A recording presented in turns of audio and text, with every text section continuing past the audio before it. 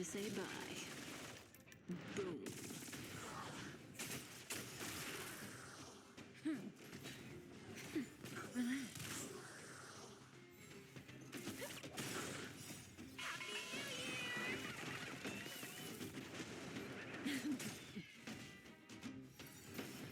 I'm okay. Stand still. Time to say bye. Boom.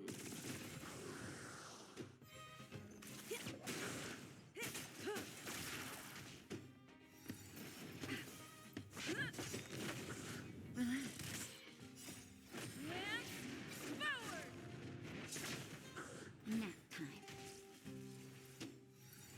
Didn't hurt. Time to say bye. Boom.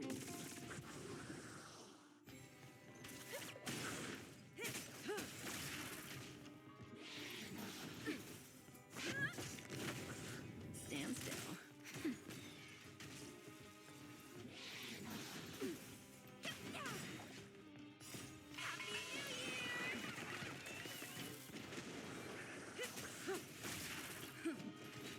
Nap time. Relax.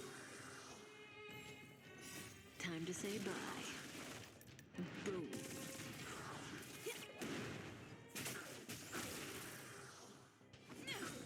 Stand still.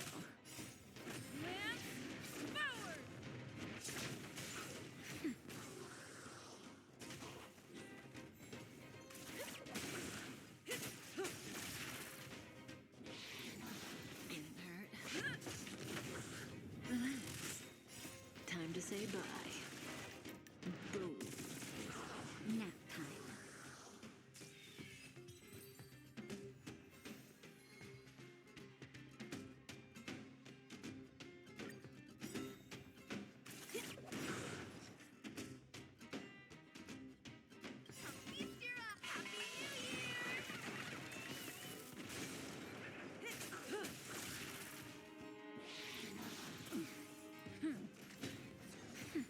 Stand still.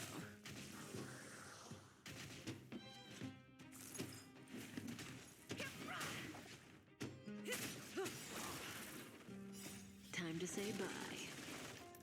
Boom.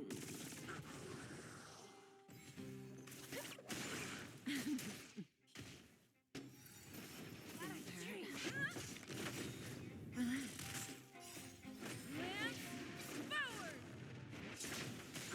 Nap time. Okay.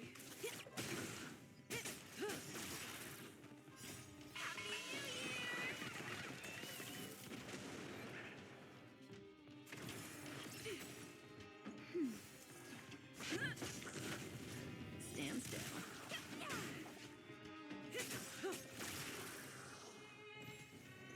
Time to say bye.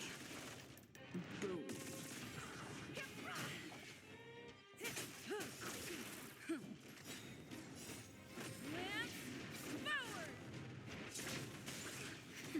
Relax.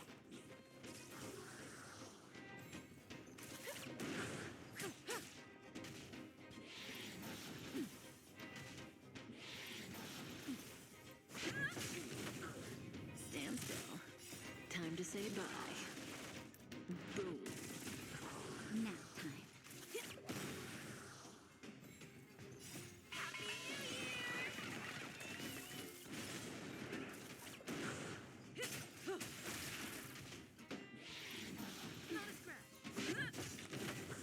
Relax. I'm okay.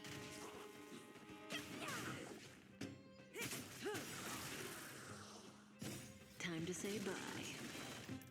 Boom.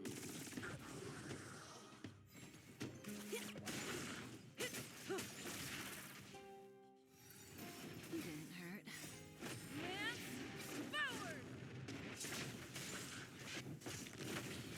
Nap time. Stand still.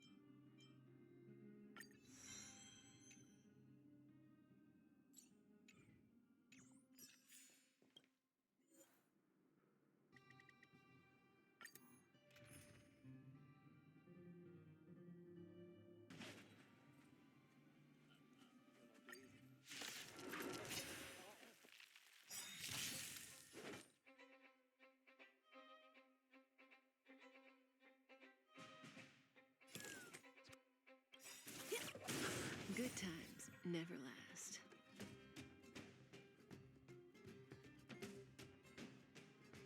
Time to say bye. Boom.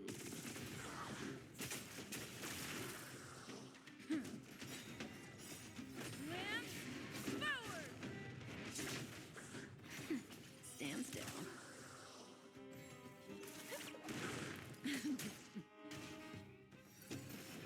I'm okay. Just a little something. Think nothing of it. Relax. Nap time.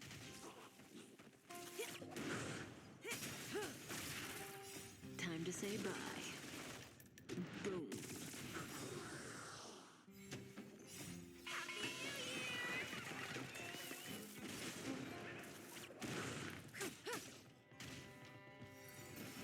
I'm okay. Stand still.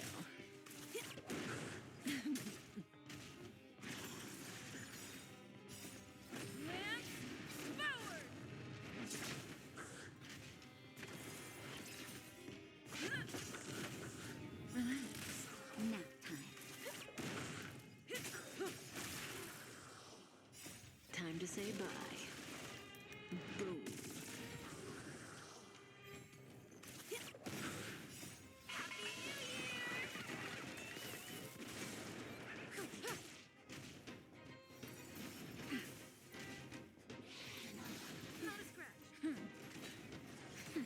Stand still.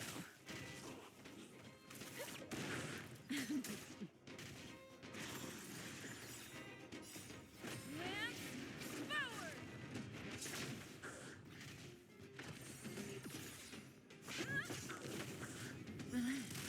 Nap time. And his name is John C.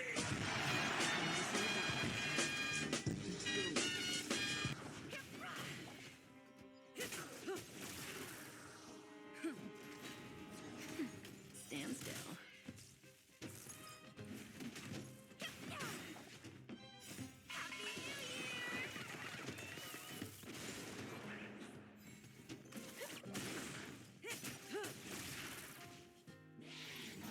Didn't hurt. Time to say bye. Boom.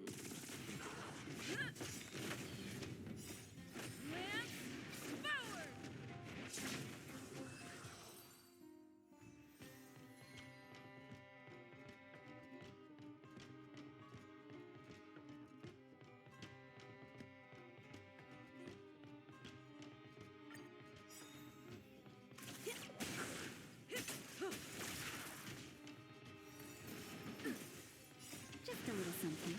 Think nothing of it. Nap time. Relax.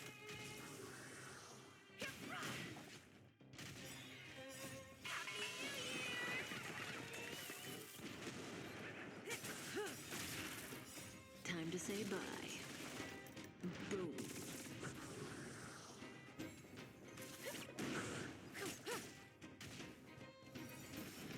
I'm okay. Didn't hurt. Stand still.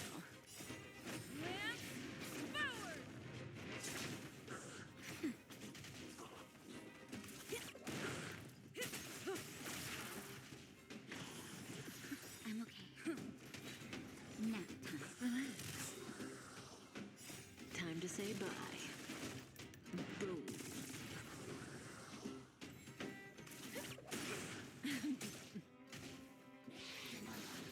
I'm okay. Stand still.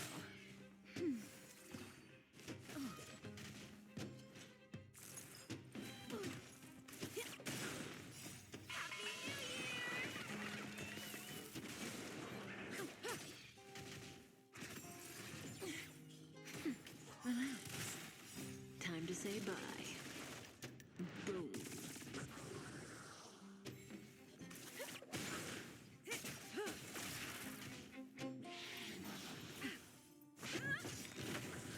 Stand still.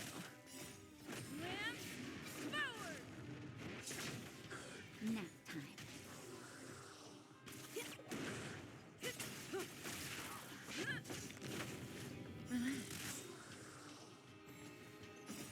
to say bye. Boom.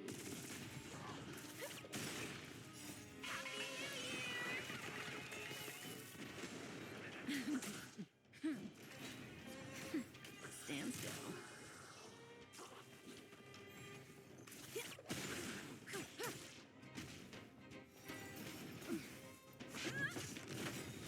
Relax. Time to say bye. Boom.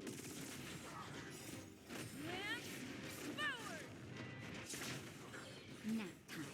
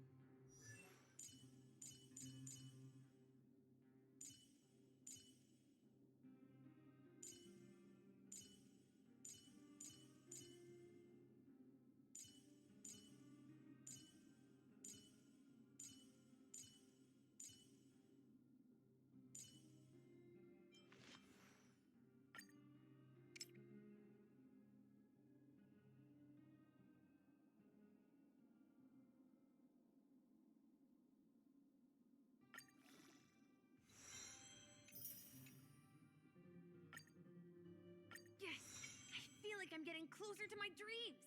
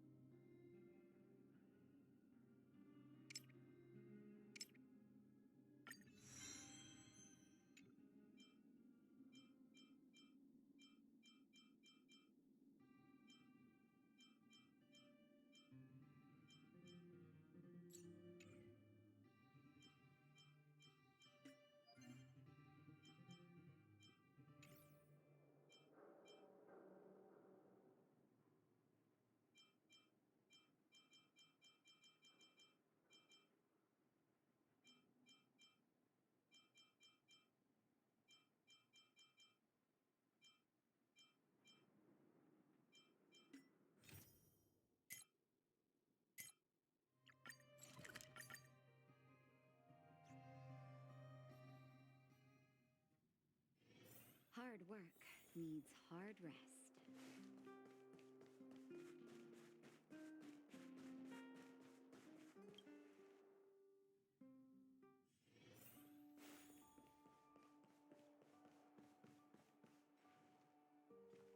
Welcome to the Goethe Hotel.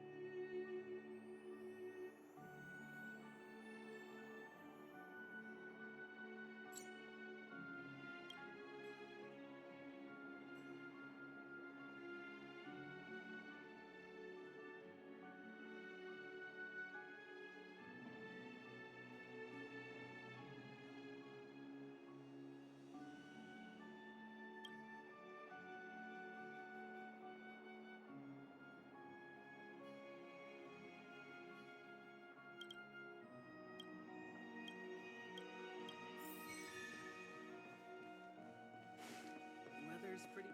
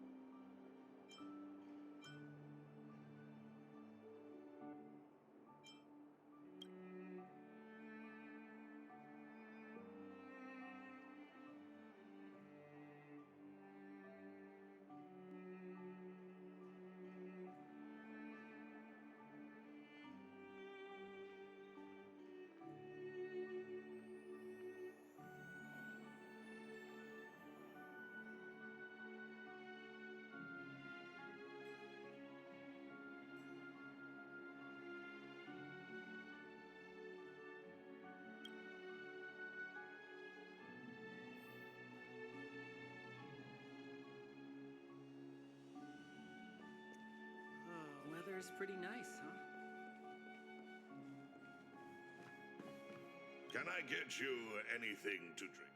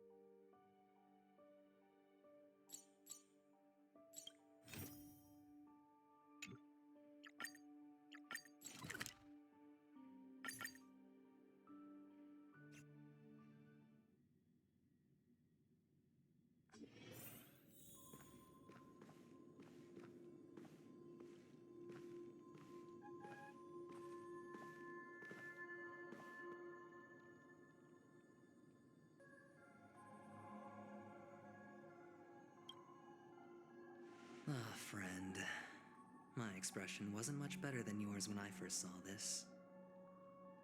Your eyes aren't deceiving you. It's her. The famous singer, Robin.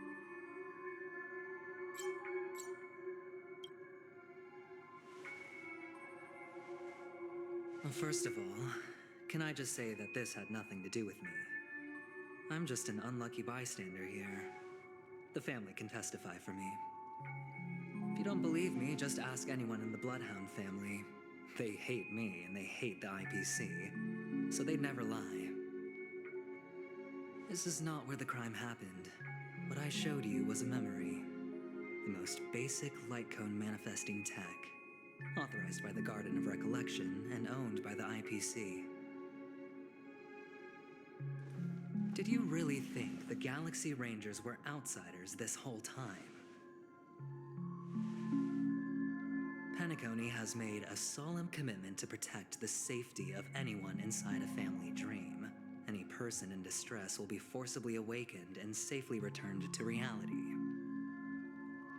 What gives them the confidence to make such conclusive statements? Because behind this promise is the harmony. The family's Dreamweavers link up their minds together to construct an unbreakable defensive line. Breaking through this line of defense to create death in the dreamscape. Not even a memo keeper could do that without the family's permission. Who could have done it, friend? The only one is her. The girl who calls herself a Galaxy Ranger. An imposter, an unsought guest. An emanator who hides her true identity. Ifrit's death was a foregone conclusion. And Robin? Her misfortune was staring right at her. Who will be the next to die?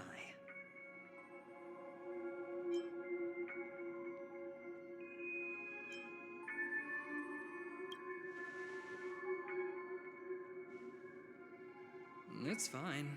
Listen to your gut. Building trust always takes time, and I'm willing to wait. I just hope you realize that wherever that legacy is concerned, covert plans are already underway throughout Penacony. Everyone's got their own agenda. Careful you don't get stuck on the wrong side. If I were you, I'd keep my distance from Acheron. After all, any schemes out in the open are always going to be better than a monster in the shadows, right? Who's to say there isn't an even deeper conspiracy lurking beneath the surface? Memo Keeper, I think our little deal is finished. Aventurine is telling the truth. This memory is a real one, and there's no sign of any distortion grafting on. The IPC is not the Garden, and there are real limits to what they can actually do, but you know all this. Friend, let's not beat around the bush here. The thing is, I want to reach out personally to team up with the Astral Express. I told you I'm just not interested in scrambling for the legacy. I just came to Penacony for work. I'm here to retrieve some lost property for the IPC, if you catch my drift. I'm talking ownership of this frontier prison. This has all become a bad debt thanks to the cancer of all worlds. The IPC has tried sitting down for negotiations time and again, but the family wouldn't even take our calls. You have no idea how difficult these people are to deal with. Put it this way. They've hushed up the existence of death before, so they can definitely cover up any news about Robin's death. It'll just quietly float off like a bubble and pop. Nobody ever being the wiser. That's not fair, right? So then, friend, I need your help.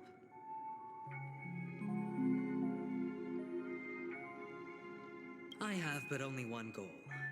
The family's front door is like a high wall, And to tear the whole thing down, I'll have to dig out a few chunks first. Once I find a weak point, the IPC will have plenty of means. Now we have our chance. So long as we can get to the truth behind her death, we can have justice for Robin. While also gaining a valuable bargaining chip for bringing the family to the table.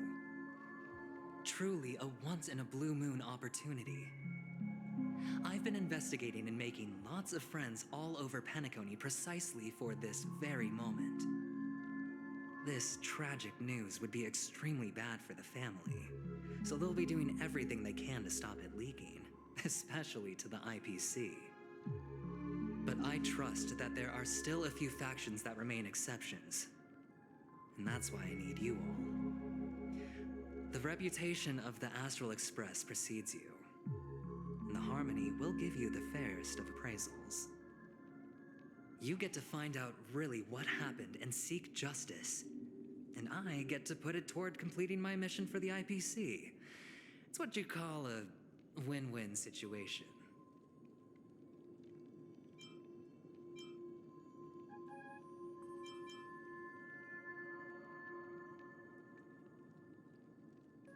Don't worry, just head back and talk things over with your companions. That navigator is really smart. She must understand the value of this deal. Look, here's my contact details. If you come to any conclusions, call me. Oh, and take this. A thorough investigation can always use a little more funding. Don't mention it. So long, friend. I really am looking forward to uncovering the truth about death with everyone. Aventurine just sauntered off. He really doesn't mean to force it, but something still seems off. What now? What are your plans? Black Swan. What is she thinking?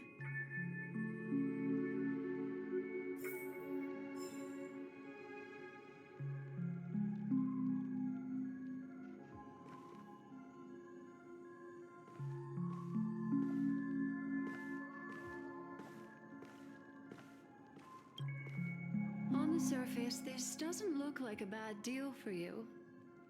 But Aventurine is a shrewd merchant whose scheme won't just be as simple as it appears to be. He doesn't know about Miss Firefly yet, but judging by your reaction, he may have noticed something going on and deliberately shifted topics to the truth of death to try and pull you in line with his way of thinking. That's quick thinking and very sound logic. Aventurine is no fool, and working with him definitely has its dangers.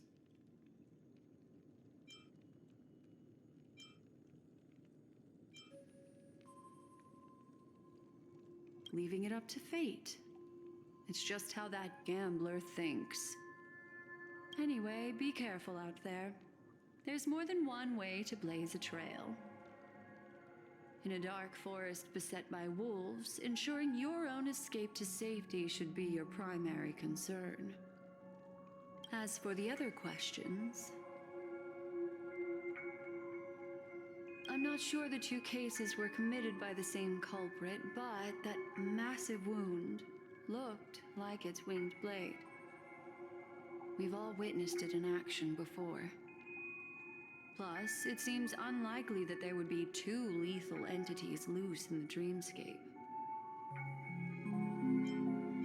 Sorry, I can't answer that question. That ranger is shrouded in mystery. I'm afraid no one is capable of providing an answer. But without a doubt, she's the most special guest at this banquet. It's like Aventurine said just then. It's best to keep your distance from her. Two victims appearing one after the other in a very short time span, in and of itself, that's very unusual. Two possibilities. The collapse of Penacony's dreamscape has started speeding up, making death extremely agitated and weakening the family's protections. Or everything Everything has been planned out and executed by someone. If someone has chosen these victims deliberately, first a smuggler, then a family celebrity, then this murderer's motives are worth thoroughly chewing over. It's all happened so quickly, I can only make conjecture. After leaving here, go have a chat with your companions. I hope you can clarify the source of this confusion.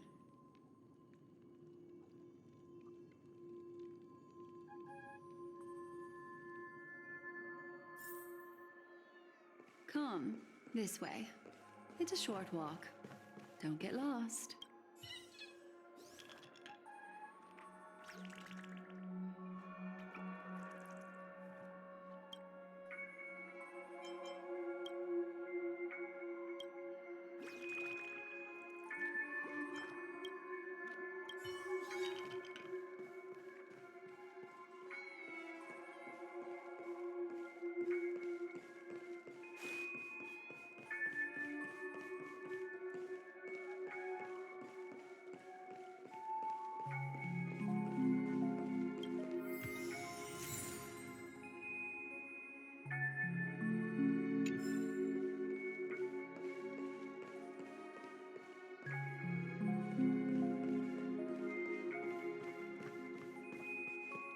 This way. This is where we part ways. All of this is like a nightmare.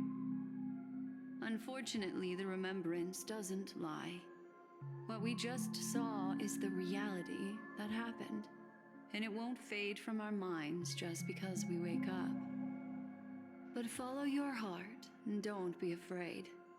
We all walk through this world casting shadows of different lengths. And ultimately, all we leave behind are precious memories. Hold on just a sec.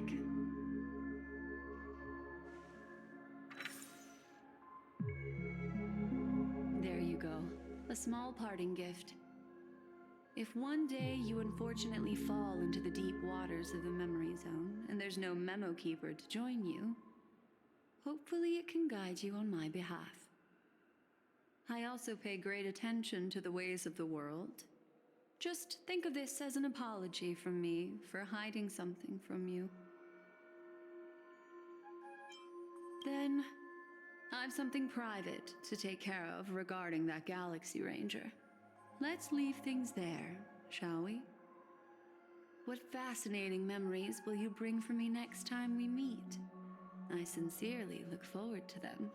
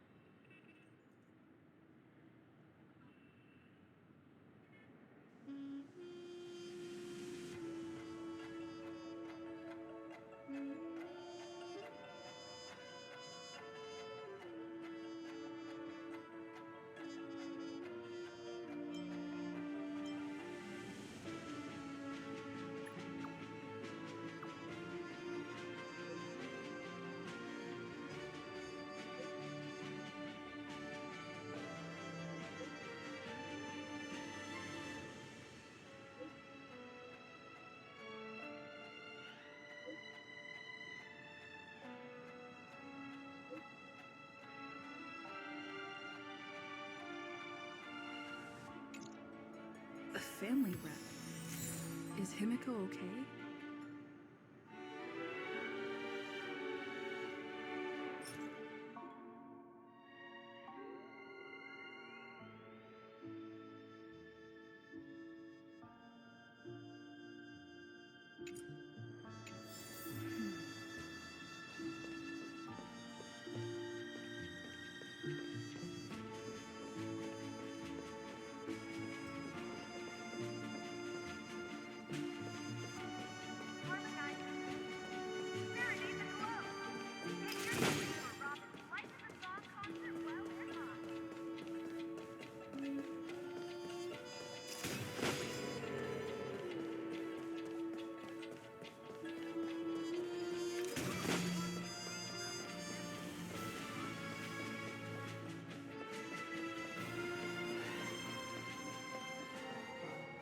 So much has happened. I should take a moment to gather my thoughts and wait for everyone to arrive.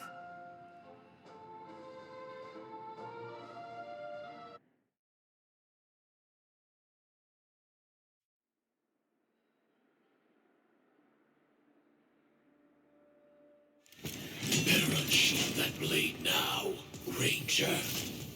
Do you still dream, Hunter? Of those slain by your hand?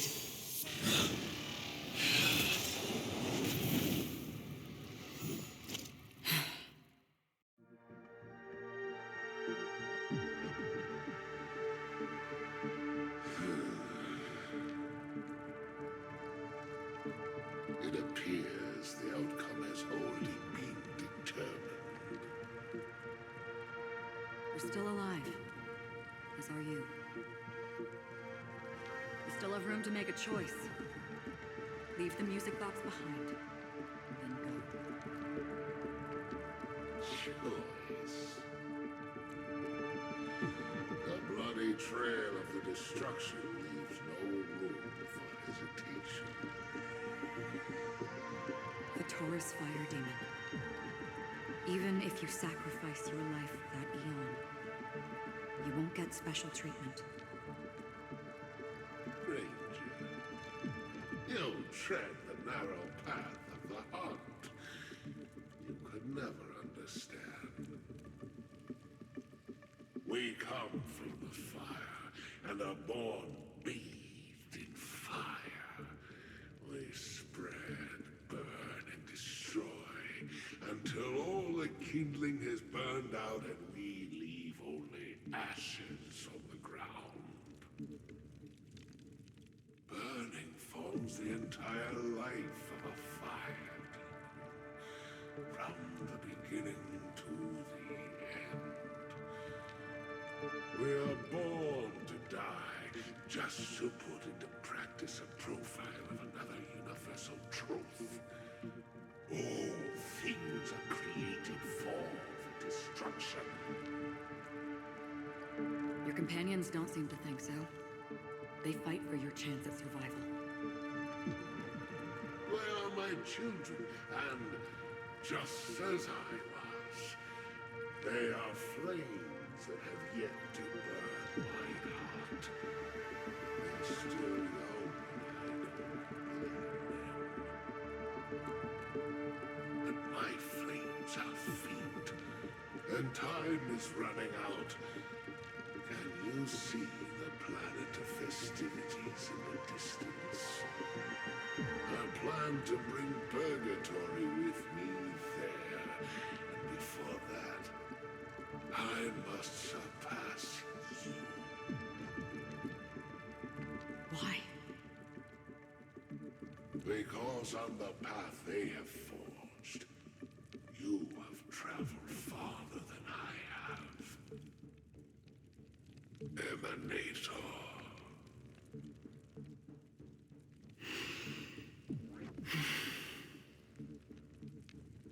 You cannot hide your true identity.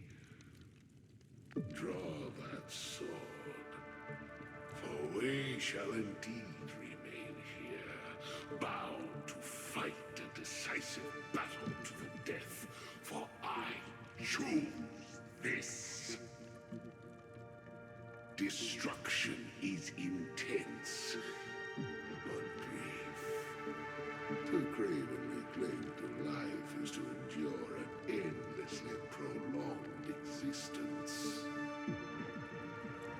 Even if the answer turns out to be your own destruction. What is important is not the answer, but that it exists, just as you exist. Everything exists to be destroyed. Emanators are no different. Just as even sweet dreams may be born of the void, the so-called impossible is merely something that has yet to happen.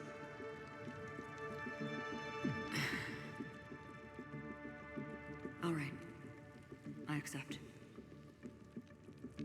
You shall witness the most brilliant and intense fire in existence.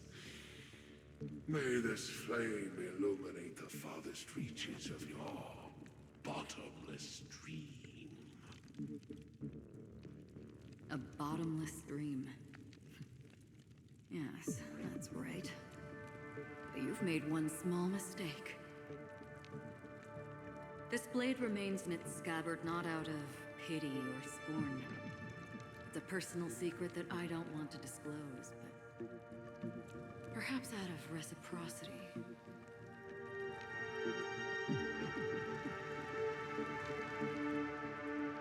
I'll reveal the truth to you. The hunt is not the path I truly follow.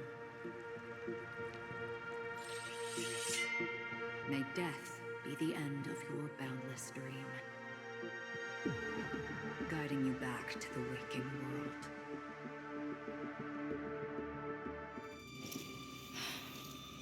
I still see them in my dreams.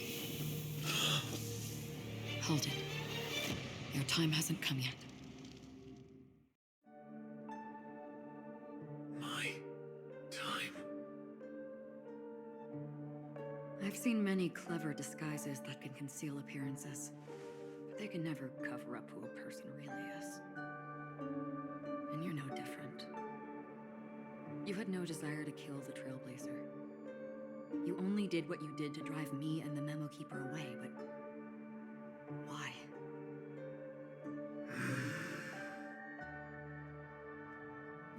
Did Destiny's slave make you do it? You know, Elio. I thought this is just the kind of thing that'd get written into your script.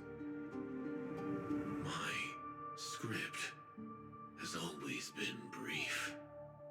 Other than that, anything beyond that is unnecessary.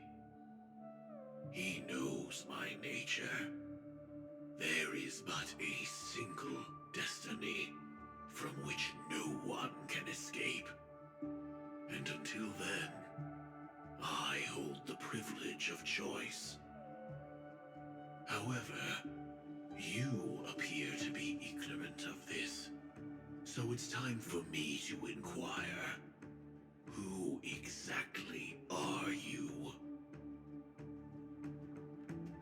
Not your enemy, perhaps. That's not what I asked. I don't deserve your curiosity. Loners wandering the cosmos always have their secrets. Take me. I'm wanted by the IPC, so it's little wonder that I know something about the Stellaron Hunters. That's all. Maybe I can help. What reason would you have for doing that? I tend to forget things. Which is why, rather than memories, I'm accustomed to using my emotions to capture what I normally wouldn't otherwise. So, I know who is inside that cold armor. How about it? Ready to take off that armor and sit down for a talk? It's not yet time. I don't need help, but I can give you a suggestion that would make things better for you and me. If your goal is the Watchmaker's legacy, then go look into the family. Not only are they covering up the existence of death, but they're burying the past and the truth about what happens inside the dreamscape. Already on it. And the Astral Express is no enemy of yours. I know that. I just never expected to hear you say it. What's next, then? The Trailblazer's been taken by Black Swan. Will you go look for her? No need for that. No harm in mentioning that Elio's only given me one instruction. Get all of the Astral Express to track down the Grand Legacy. I tried settling this in an easier and more direct way, but as you can see, here I am, confronting you. I failed. Can't ever go against the script. The so-called impossible is merely something that has yet to happen. That said, before we split, can I ask you one more thing? Is there anything else in your script about me? I'd like to know what kind of footnote I get to leave in that future foreseen by destiny. Unfortunately, not a thing came up. I knew it.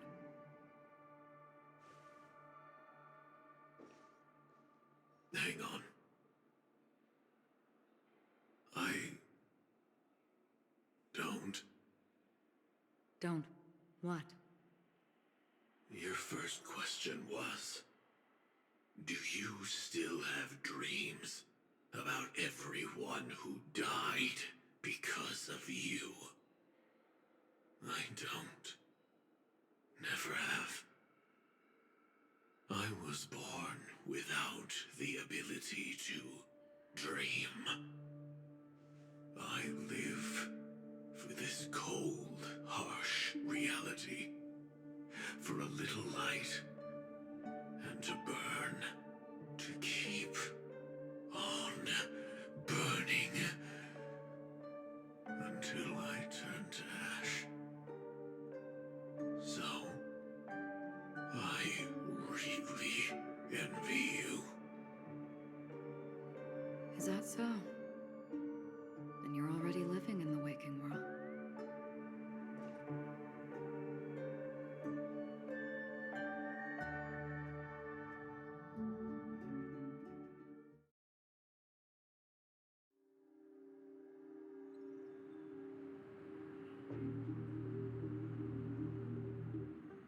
We heard about Miss Firefly from Black Swan, but we never expected Miss Robin to...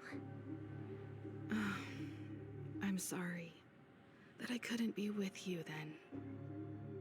Reality cruises on in serenity, while undercurrents bubble up from the dreamscape.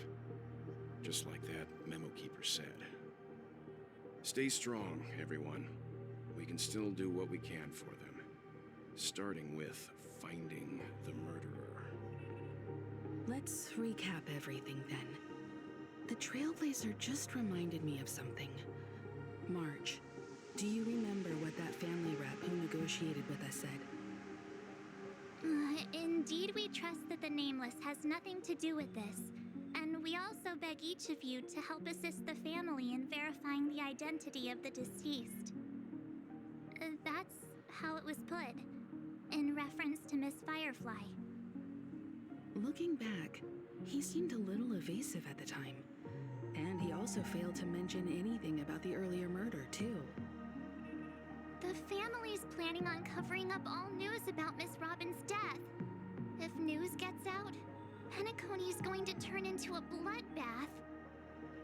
But the murder that followed closely after was obviously beyond their anticipation. The family had to try and turn things to their advantage by bringing in reinforcements from outside. The Charmony Festival is nearly here. They must be snowed under. It may also be that Miss Firefly's murder had so many witnesses that it couldn't be covered up. So they went with the flow and let more people on the scene to control the situation. After all, the nature of the two murders is fundamentally different. The family's first protective measure should be against malicious actors among the guests, such as that IPC envoy. Indeed. He was particularly concerned about that Galaxy Ranger. Are we missing the forest for the trees here? I always felt that Aventurine's reasons for accusing Miss Acheron were highly subtle. Can we believe him? At this point, I'm afraid the only ones we can trust are ourselves. Look, let's try to gather intel first and then list all the possible outcomes we can. Then we go through them, eliminating contradictions one by one. The fewer facts remaining, the closer we are to the truth. I've still got this sense of foreboding. It's like we're stuck in a whirlpool, spinning around that legacy even after everything that's happened. This time we're playing the role of a real detective. But before we start, what are we going to say to the family and Aventurine? As I see things, the family harbors no ill will towards the Astral Express. If they didn't trust the crew, they wouldn't have casually commissioned outsiders to investigate a case that's, in all likelihood, a scandal. Plus, this is the family's turf. Teaming up with them should make things easier for us in the future. As for that Aventurine, well, I'd like to hear your thoughts. He's complex. He deliberately slow-played his hand during negotiations while running circles around us all the while. He appealed convincingly to both reason and emotion. It wasn't forced, but the intent was obvious. Still, it's good to have contacts among all this uncertainty. Aventurine showed his skills, and as far as our interests are aligned, he can become a reliable ally. We also need to keep a certain distance from the family. Never let them get too close. Teaming up with the IPC helps balance that out. If either side makes a move, we have the option to pull out. So, you suggest accepting Aventurine's proposal to team up? Yes. It's risky, but we can only wait until both sides have played their cards before making any further judgments. I get why, but there's a whole lot of bad guys and girls around here, and I'm worried about getting stabbed in the back. She's been bullied a few times now, and I can't stand it anymore.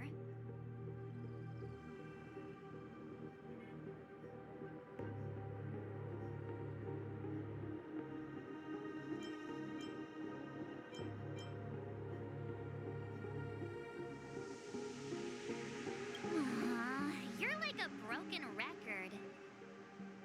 Forget about it. Just let me keep an eye on him. If that doesn't work, we can just turn the tables and use him instead. Then, could you please reply to Aventurine? Everyone, take this time to put together your thoughts.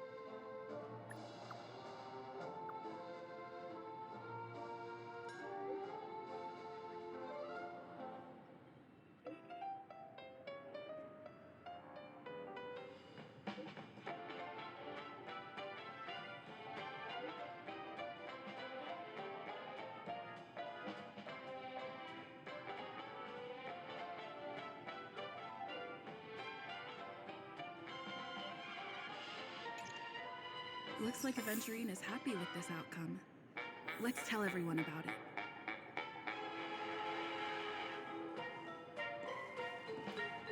Checked off the list. Aventurine's goal is to try and recapture Penacony for IPC. To do this, he'll have to bring down the family in its entirety to create a big enough chance. The existence of death will be covered up by the family. So how does he plan on taking them down? It's gotta be something important enough that everyone will notice. But it also can't be anything too out in the open.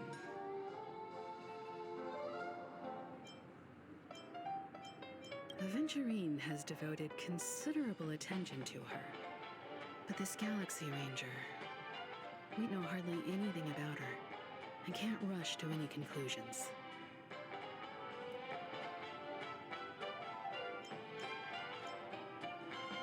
I was also considering this possibility.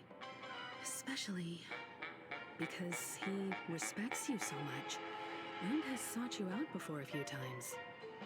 Perhaps he's also unsure of your intentions and is probing you. He's definitely going for the family, and it's just a matter of how.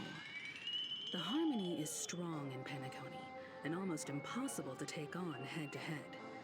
The fact that the IPC dispatched Aventurine shows that they do not intend to simply play by the book here. An attack on the hotel guests? Unlikely. Penacony's guests include quite a few bigwigs known throughout the whole cosmos. People who not even the IPC would dare take lightly. Aventurine is a shrewd merchant, and there's no way he doesn't know that.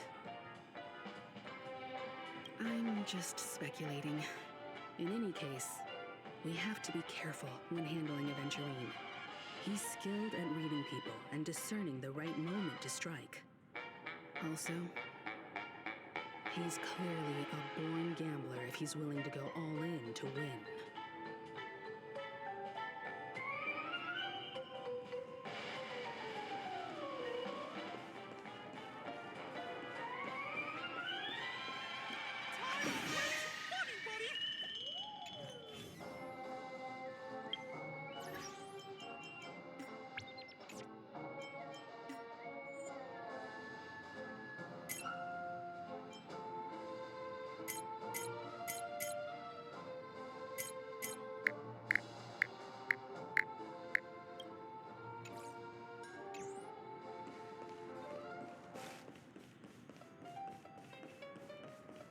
Really love.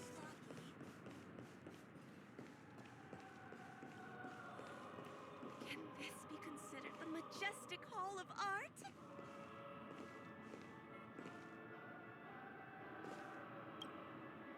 I hope it's not too soon to bring it up, but I feel like Miss Robin isn't actually dead, but that she's still alive and well. Somewhere. That everything's just some horrible prank. Because aren't we supposed to be inside a dream? How could someone die in a beautiful dreamscape like this? Shouldn't only good things happen here? Whenever I see the Grand Theater, I just can't stop all these thoughts from flooding my head.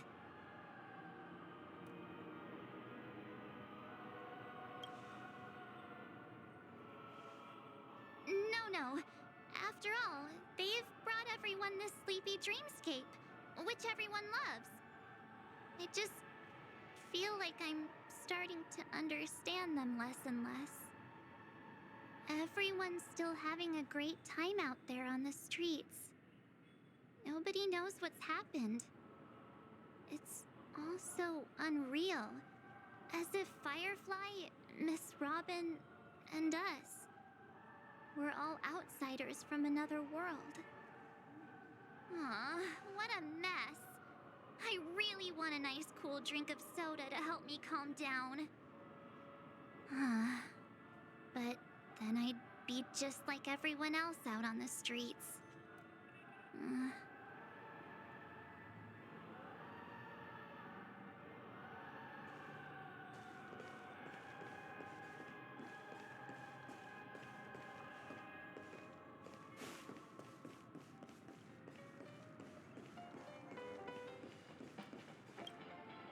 Aventurine said something that concerns me. He accused that Galaxy Ranger of killing Robin without any evidence whatsoever, but said nothing about her connection to that memory zone meme or why he was stalking you. It was a groundless accusation, which only serves to make him seem more suspicious. Maybe Aventurine's goal was never to gain our trust. Maybe he wanted to foster a feeling of enmity towards Acheron and make the situation more volatile. Two birds, one stone. However, I asked Don Hung back on the Express to confirm that story about the Annihilation Gang and the lost messages.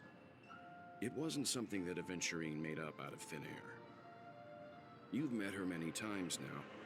What's your impression of Miss Acheron?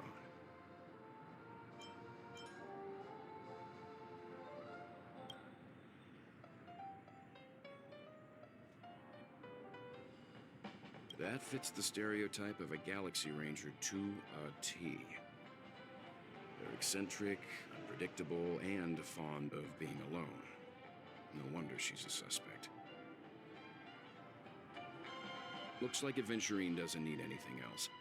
Let's turn our attention to the family's assignment for now. Himiko, what do you think? Among our current clues, the two murders that she witnessed are the most directly connected. I suggest starting here. One thing I'm curious about is, if a person dies in a dream, what happens to them in real life? Seeing as we're at the family's behest, why not pop back out to reality and verify Miss Firefly's situation back at the hotel? Perhaps we could also make a few inquiries about her while out there. How about we split off into two groups? There are still some things worth focusing on inside the dreamscape. I'll investigate those, and we can link up again later. Worth focusing on? Oh. No problem. I'll leave it to you then. Huh? Aw, I thought I'd finally get to see Himiko and Mr. Yang go out on a mission together. Oh well. Take care then, Mr. Yang. I will. Keep in touch.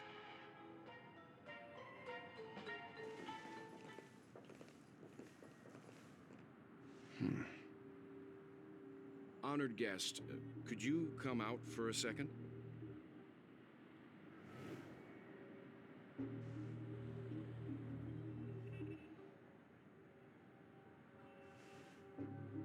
I'd be embarrassed too, getting stared at like that. Forgive me. My name is Welt Yang. I'm one of the crew members on the Astral Express. I believe you've met my colleagues. Well, Is there something about my name? first, don't you want to know my name? I already do, Miss Acheron. You're a prominent figure in Penacony.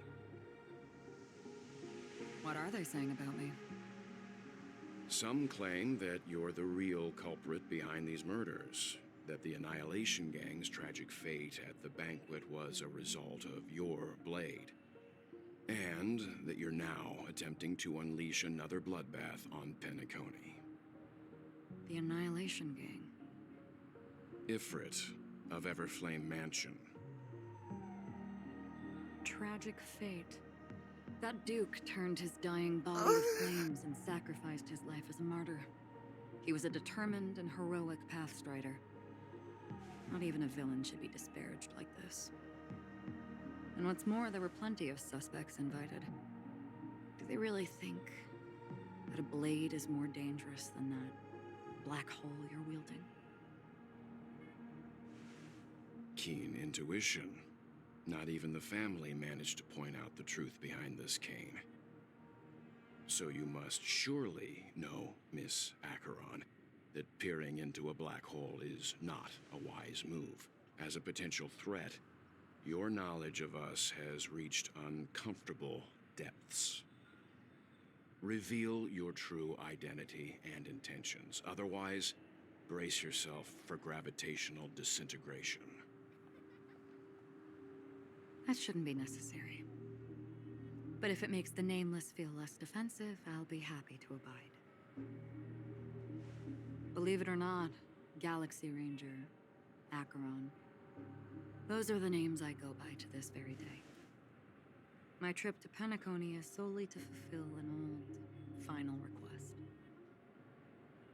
I'm here for the Watchmaker's legacy. And that's it. I think I've been honest enough. Still unwilling to reveal your true identity? It's not that I don't want to. It's just that I can't. I've come so far, and I can't sum up all of that in just a few words. Everyone has their own unspeakable past. Secrets that they don't want to be revealed. And I won't be asking any more questions, such as why the Astral Express is roaming around the cosmos with a Stellaron on board. Is she okay? That memo keeper didn't do anything, right? She's fine. Let's just stick with the topic. Gaining my trust depends on how much you're willing to reveal. I've run around many different Penacony dreamscapes just to try and find that legacy. And during this period, I came into contact with quite a few guests.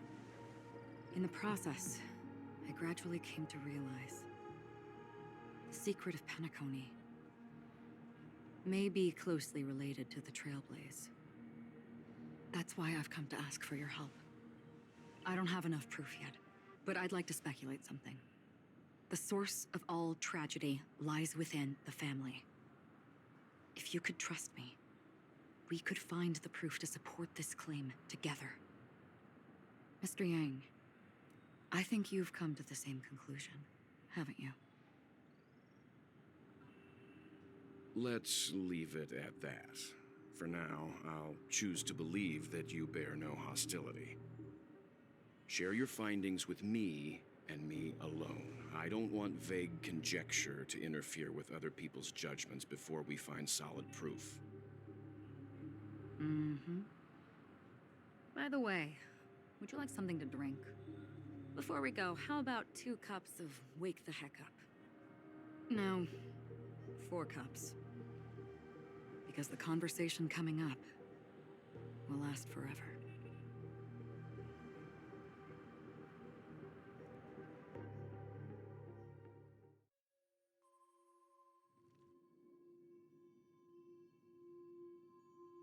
I've been watching her closely for a while now, and the first invitation was in the banquet hall of the hotel. She just sat in one corner, keeping silent, chugging down a couple cups of Wake the Heck Up. I told her it's a pungent, bitter beverage, not the taste of sweet dreams, only for people allergic to Soul Glad. And she said, Really? But I don't taste any difference at all between them.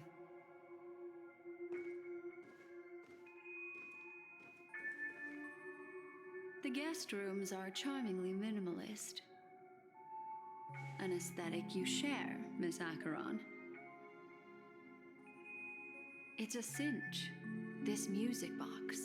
The invitation received by the Annihilation Gang. There are latent memories that linger on it yet. You see, memories of you are not yours alone. They travel in other people, other things. I know much, and I can predict even more. With some help, the dead can be made to speak. The Annihilation Gang, that band of desperados who all disappeared after meeting you. What exactly happened to them? Well, let me reveal all.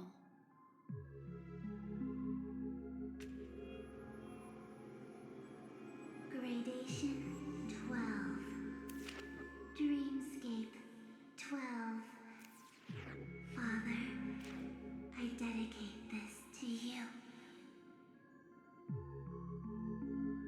Well done, Dubra.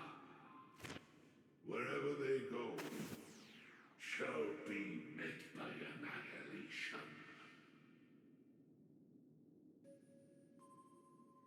There it is. It's hazy, but it's Ifrit's voice. The other one is probably his progeny. This is the residual memory from when the invitation was first delivered. They were abruptly interrupted.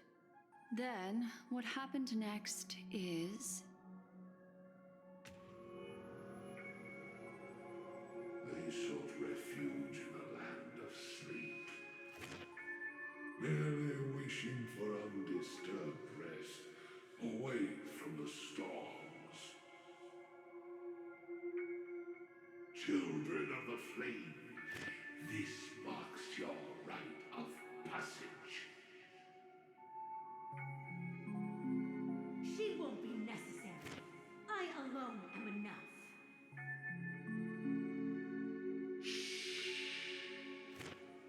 When have thou, on the path of destruction, feared death?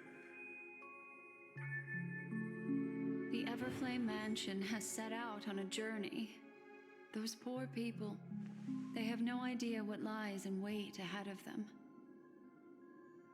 Memory recovery is going well, but slowly. She'll be here soon, and time is short. There's nobody else here, so there's no need to be delicate. In fact, I think I'd better go all out.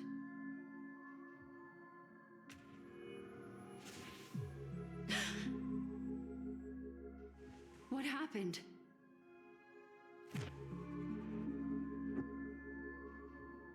The memory after that is blank. How is that possible? This music box fell into Acheron's hands, and she brought it to Penacony. That's a fact, and that's how it should have gone. But along the way...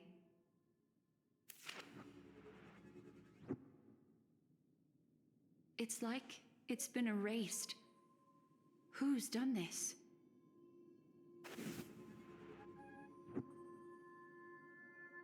Who are you? Who are you? It's... no. Is this not a memory? Oh, a memo keeper. Do you serve the Garden of Recollection? Or the Cremators? My name is Constance. A pleasure to meet you. We were supposed to meet in Penacony and spend an unforgettable time together. But that seems unrealistic. Dahlia's not welcome on the banquet store, and I don't need a coming-of-age ceremony. And you, I know what you're looking for. Want her secret? I can give it to you, and then you can enjoy the banquet for me. I wish you unforgettable memories.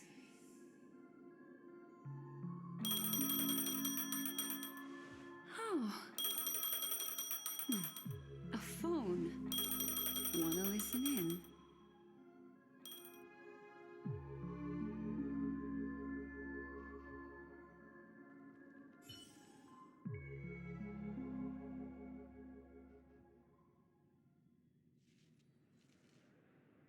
A few days ago, the IPC made an announcement. Under the watchful guidance of the Marketing Development Department, and in accordance with the Interstellar Peace Charter, the independent Sigonian sovereignty has hereby been established, and shall take a legislative seat at the Interstellar Congress.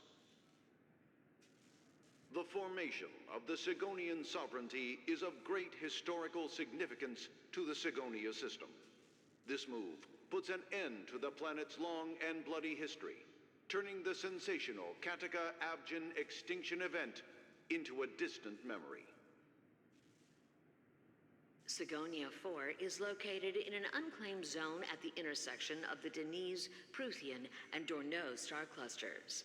The planet's surface environment is known for being extremely harsh, constantly faced with the threat of impact from small-scale celestial objects. This is why very few intelligent species have made this planet their home, dividing themselves into several tribes to eke out nomad lifestyles as they struggle to survive the arid desert wilderness. They have developed their own folk beliefs that are independent of the Eon belief system. Sigonia. Sigonia. Ravenous eye of the storm, spurned by all the gods. not water. Lightning, but not rain. Blood, but not tears. You beat us with your falling stars. You lash us with wind and storm. You chew us up with the cracked earth.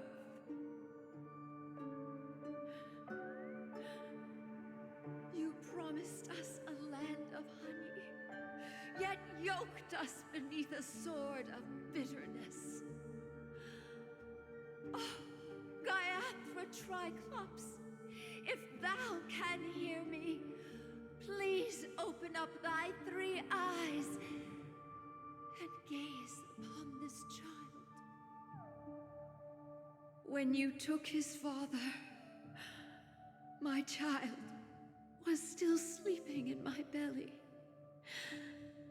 And where my husband went, I too soon must go. I don't ask for a peaceful death. Just for you to tell me, does the baby swaddled sweetly asleep? Does he dream of his mother's heartbeat and the sound of falling rain? Please tell me whether this life is all just a fleeting dream. Otherwise, why would this child be born to face impending death? Mommy! Mommy! Mommy, the rain. It's raining. Raining?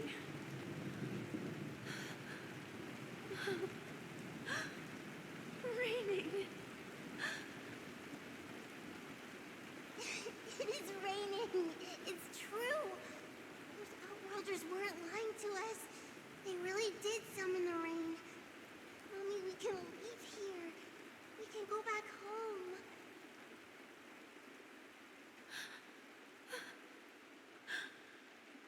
Back home.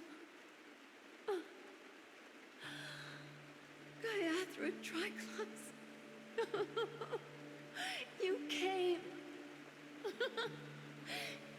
Do you hear that? Thank you. Thank you.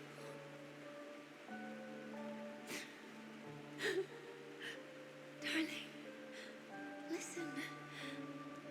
This is the sound of rain. On the day you were born, the sky also sent down a gift like this from Gaiathra.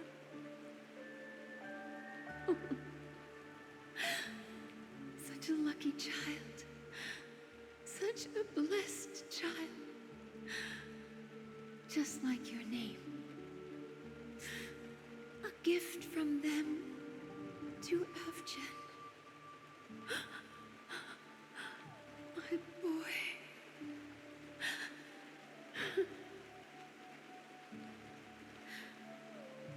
May the goddess Gaiathra close her eyes 3 times. Keep your blood eternally pulsing. Let your journey be forever peaceful.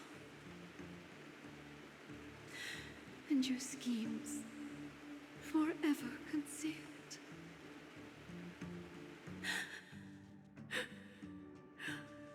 Welcome to this sad world, Kakavasha.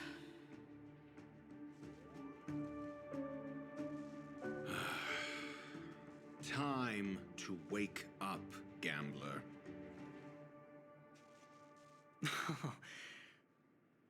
Oh, heavens. I must have drunk too much Soul Glad. Didn't expect you to be back so soon. How is it? Find anything? Just as you guessed. Nobody outside knows about Robin's death. There aren't even baseless conspiracy theories. They're still streaming the rehearsal for her ceremony, using a stand-in, I guess. They must be dreaming. Of course. Who could imagine that death would actually descend upon the idyllic dream created by the family? Let alone that the victim would be the female lead of the Charmony Festival. To be honest with you, I didn't believe it. I even tested it a few times myself, until I discovered that I couldn't actually die. Whenever there's any danger, I'm forced awake by the dream pool, and it's all as if everything were just a nightmare. That's why I'm convinced that there are a few big secrets lurking behind the scenes. Then you must have heard about the Memory Zone meme. When I graciously deigned to establish connections with the Oak family on your behalf, they were quite in a pitiful state of disarray. Besides Robin, there was another body. I don't know the exact details, just that it was a stowaway. 2 murder cases? I told you something seemed off about the Nameless.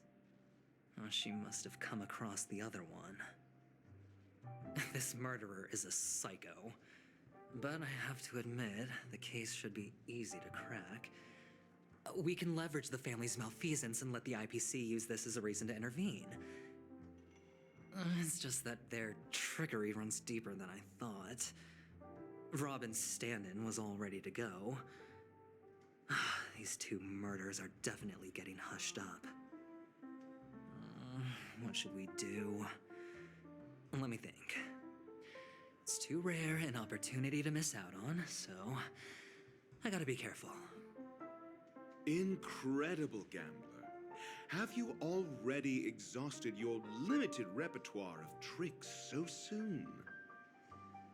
There are plenty of chips, but it'd be best to choose carefully. The most straightforward has to be Robin. Remember? That masked fool once told me to find a mute as a friend. Robin is what she calls the mute. She has lost her voice, and while most people can't pick up on it, you and I cannot mistake that sound. Not produced by any voice box, but rather by the resonance of the harmony. If that girl hadn't gone hoarse from singing practice, there'd only be one possibility. Something was up with the family. Or Robin herself. To get to the bottom of this, I tried every way I could to meet her. But she died. Right before my very eyes. A complete and utter loss. Incidentally, it seems to have resulted in your rather undignified arrival on the interrogation stand. There were eyewitnesses at the scene, and the family, in their graciousness, has tentatively accepted your alibi. However, for the foreseeable future, you shall, regrettably, find yourself under the vigilant watch of the Hounds. Well, things aren't looking too optimistic, Doctor. I'm starting to break out in a cold sweat. Do you reckon there's still any chance of a comeback, given how things are? A probability? Yes, it exists, but it verges on the infinitesimal. To phrase it in a manner more befitting the vernacular of Penacony, you're dreaming. But if you simply can't control yourself and want to try your hand, then there just so happens to be a suitable candidate. That man wants to see you again. Who? Sunday. Is this a public hearing or a private trial? If it were the former, it would hardly befit my stature to stoop to the role of a mere messenger. Fine. Oh, that's great. It's all great. You see, the dead can't talk, but the living can. Ratio, I'm convinced now that there must be something wrong inside the family. Just you wait and see. That man's sister has died. He can't sit on his hands. Well, without any further ado, let's set off. Lead the way. The show is about to begin.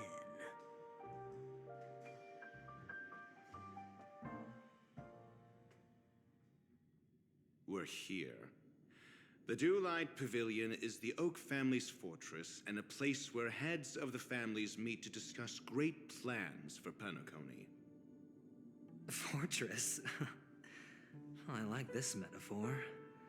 I dealt with the warlords of the Amanicus star system not long ago, and their synchronized orbital manor wasn't this heavily guarded. This mansion nominally belongs to Sunday, and is very befitting of its owner.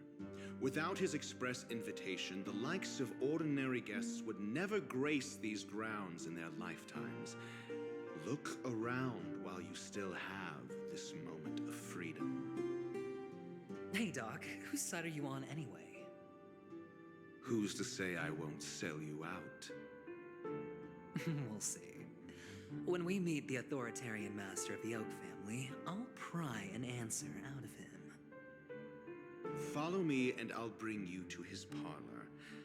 Hold your tongue and let me deal with the members of the family.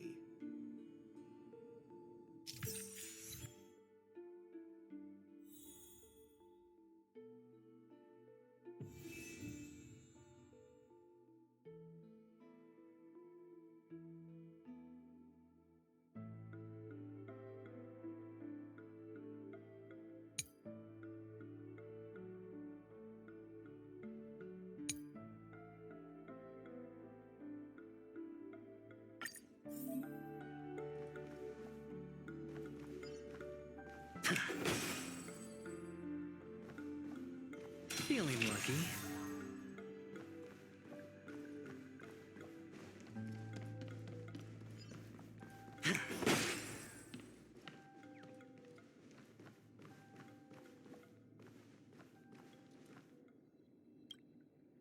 Hey, you two! That's a place of business. No entry. I was requested by Mr. Sunday to bring him the suspect. My name is Ratio. He should have mentioned it to you. Oh, I remember you. Veritas Ratio. Your punch virtual particle clock is impressive. Excuse me? The one on your head. Of course, it's nothing compared to my full pocket dimensional annihilating power armor of the Mobile Knights.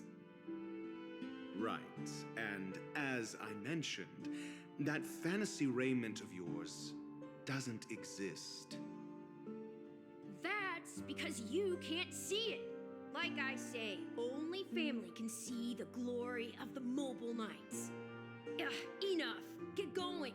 Don't keep Mr. Sunday waiting. It seems like the idiocy index here is no better than it is out there.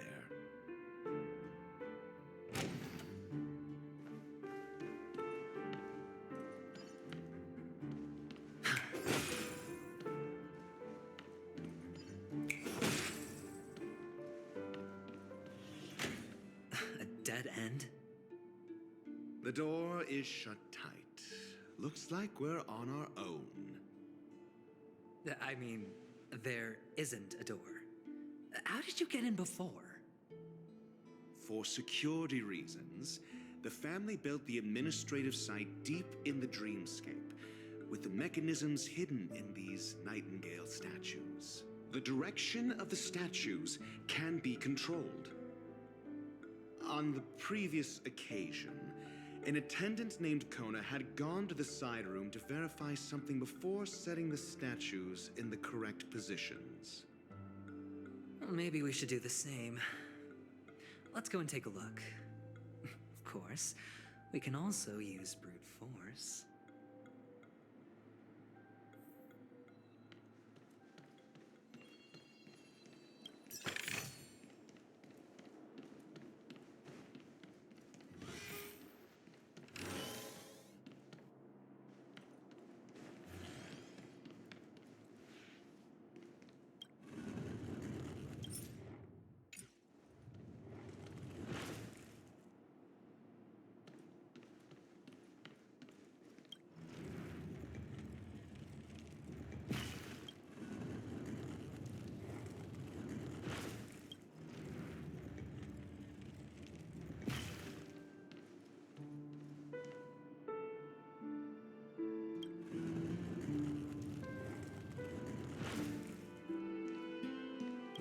solving a problem by brute force doesn't prove your intelligence. The side room. Don't let me repeat myself.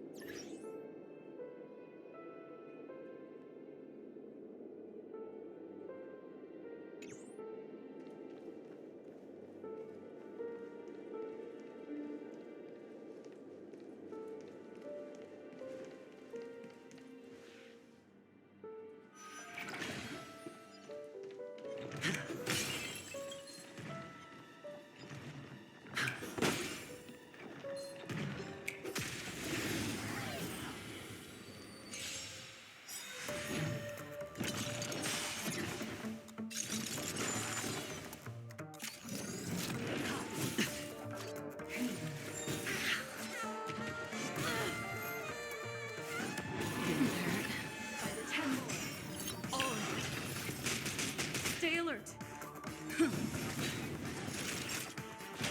That's better. Thanks. You're too good to me. Relax. Bow to justice. Not bad. Watch your head.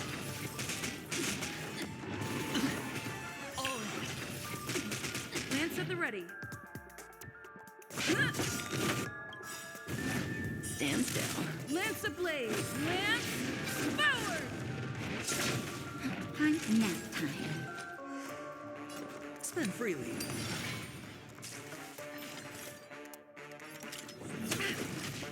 Suppress. Oh.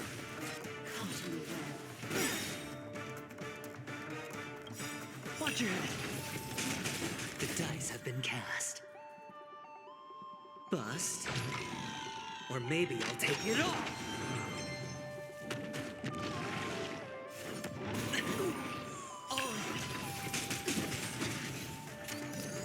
It's time.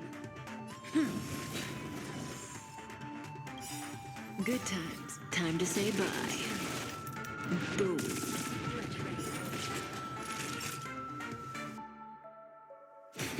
Relax. Sure, I'll play along.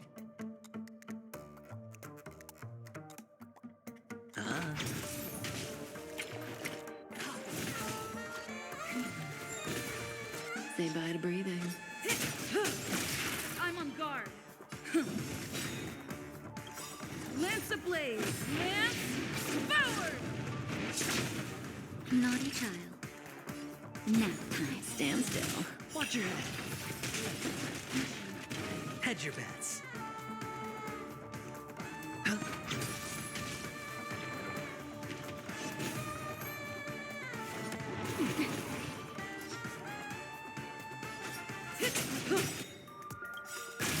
Good times. Time to say bye. Boom. Relax. Sure, I'll play along. The dice have been cast. Bust. Or maybe I'll take it all. Not bad. Watch your head. Cutting the net. Lance at the ready. Stand still. Nap time. It's on me.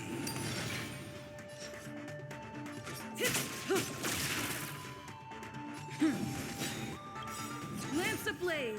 Lance forward!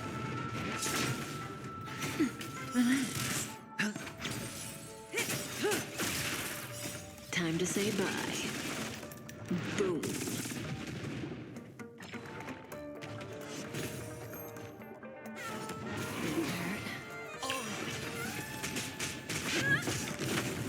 Stand still. Nap time. Spend freely. Bust. Or maybe I'll take it all. Watch your head.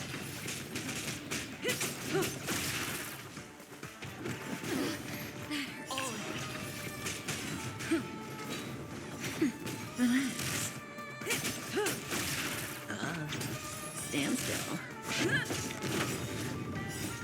Lance forward! Time to say bye. Boom. Nap time. It's on me.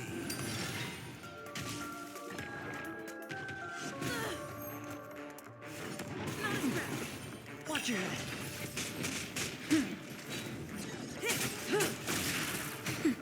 Stand still. Bust. Or maybe I'll take it all.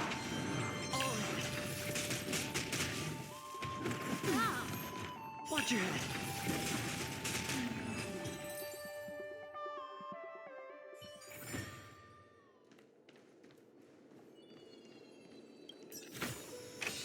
Fortune follows luck, just like it always does.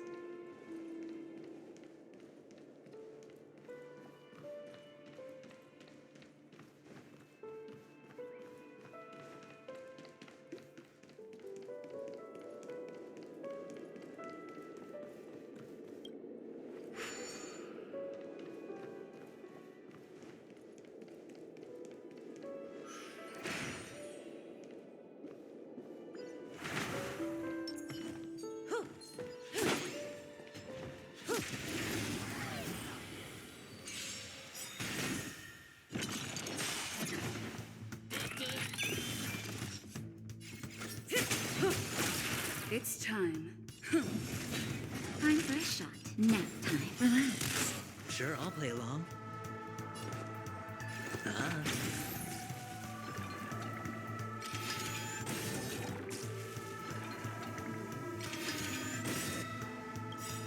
Lance ablaze! Lance forward! Cut in the net.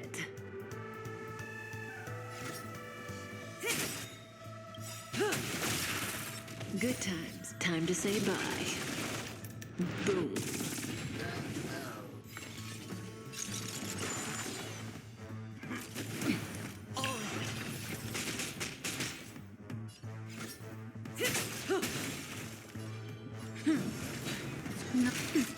Stand still.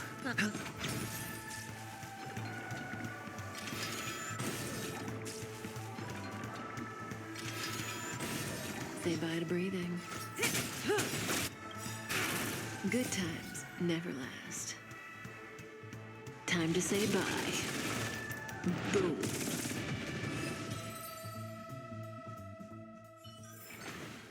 The human body is beautiful in its fragility.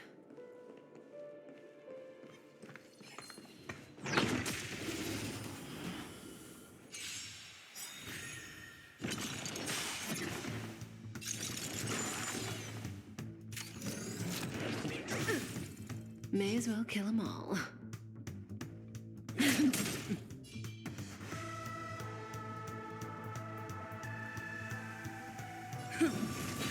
Time for a shot.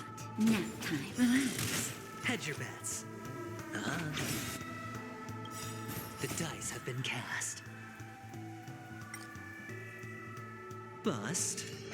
Or maybe I'll take it all. All in.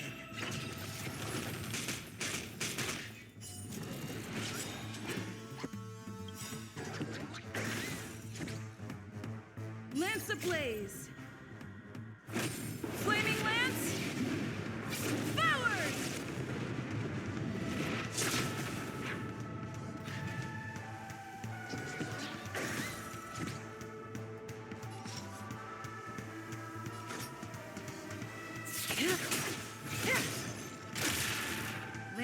ready. Indestructible. Naughty children, don't listen. Nap time. Relax. Looks like I've got a winning hand.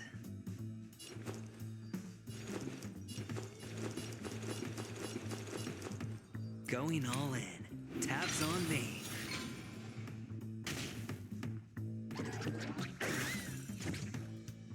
May as well kill them all.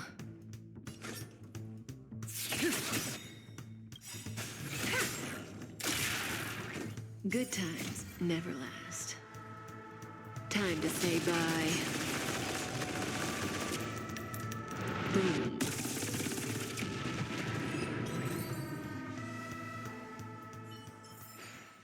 The human body is beautiful in its fragility.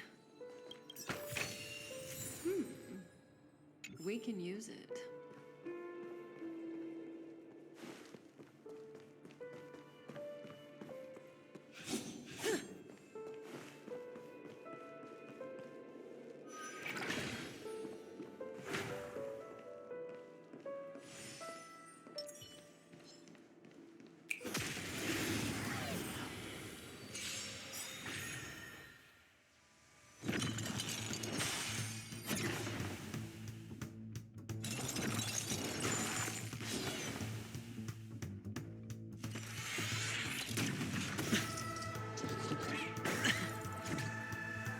That breathing sensation, remember it. I'm on guard. Defend the weak. Time for a shot. You're in bad shape. Stand still.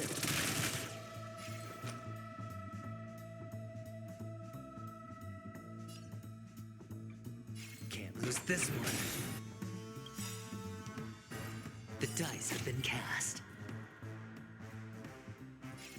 Bust. Or maybe I'll take it all.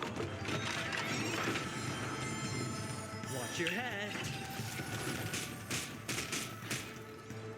May as well kill them all.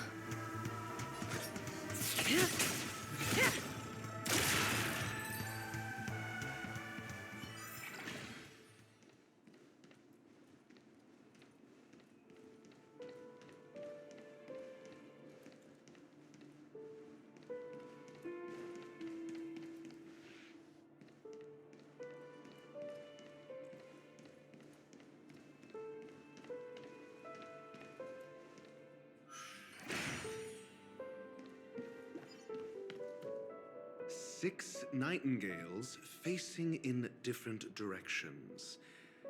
An obvious hint. But are these nightingales? They are. What's wrong? How can nightingales be so huge? They look more like torment eagles to me. There are no eagles in the 5 families, only nightingales. Why am I wasting time with you on this?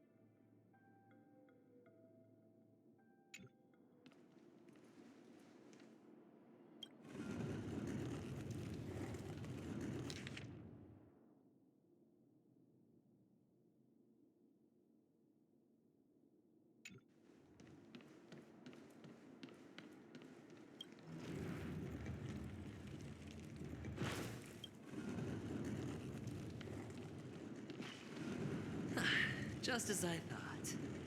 There's the correct answer.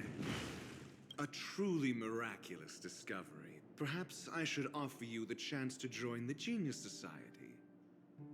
Really? Well, I thought you'd given up on that already. I was being sarcastic. Can't you tell?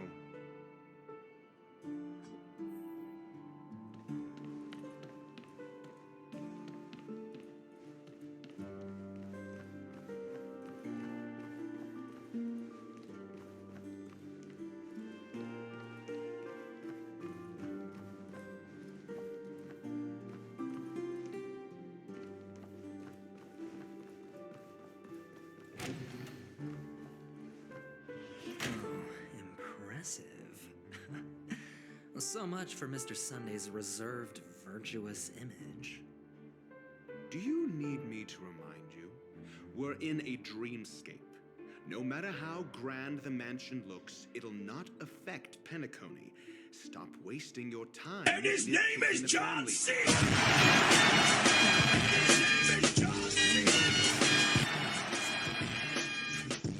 Sunday must have felt the same. Let's head down.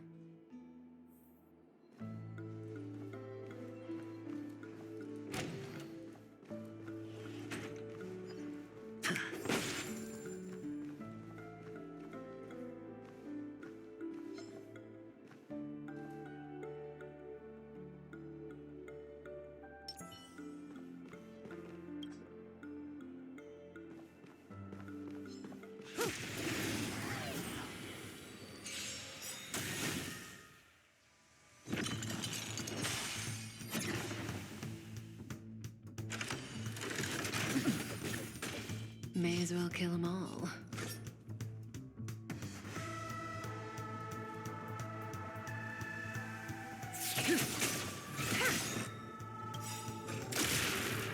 Good times never last. Time to say bye. Boom.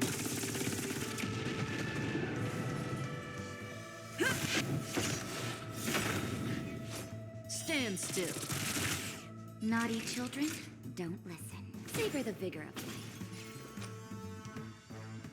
life. Caught in the net.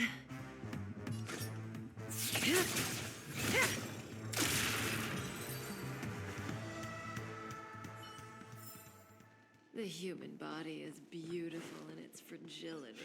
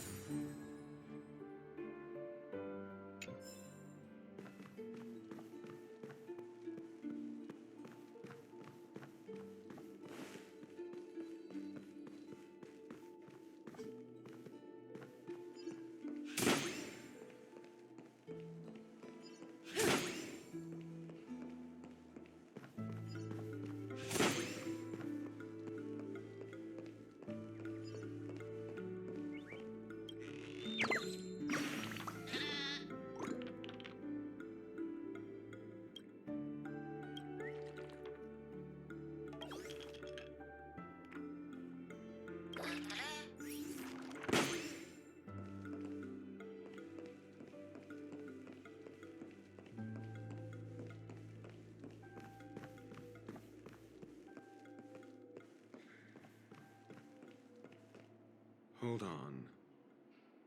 Huh? What's wrong? Are we heading the wrong way?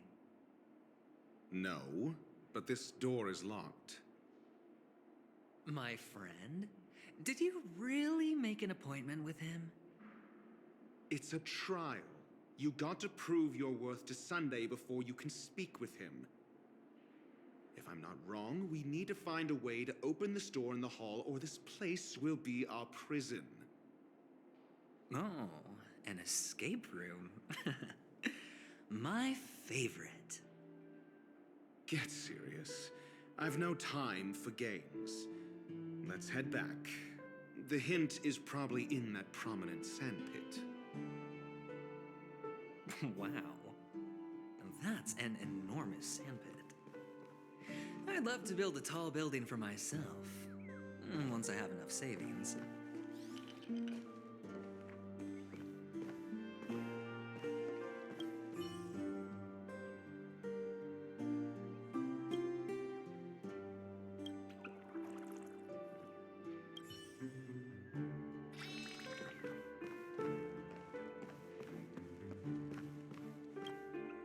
Oh, look. There's a noticeable gap in the model. I believe you're right. There wasn't a gap before. That man must have done it intentionally. Well, with your brilliant mind, you shouldn't have any trouble recalling what was here last time. Right, Doctor? Of course. Let's look around. When I see it, I will know it. Fine. Why do I feel that we're pursuing a degree in burglary now? Will of preservation.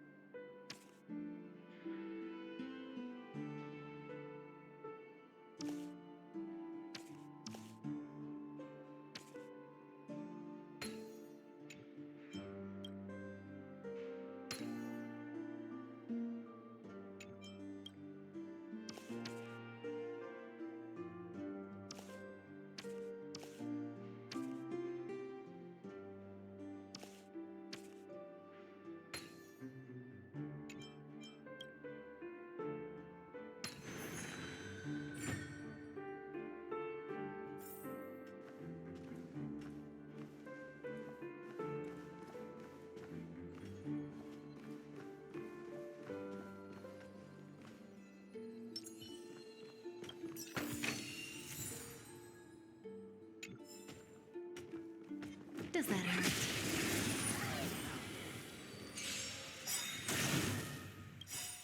Lance ablaze! Flaming lance! Forward!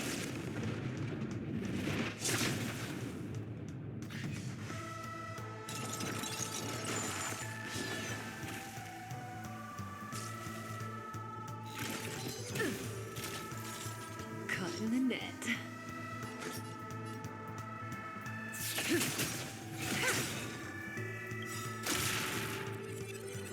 Good times never last. Time to say bye. Boom. Lance at the ready. Fracture!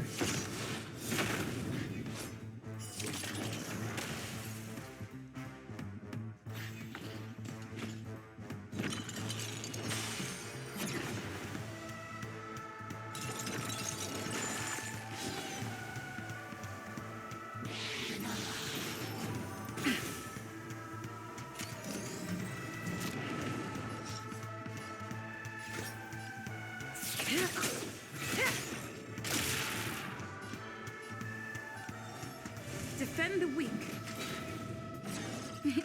Time for savor the vigor of life. Relax. All right, I'll call your bet. Huh.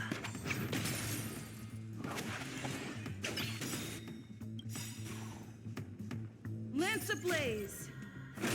Flaming lance! Forward!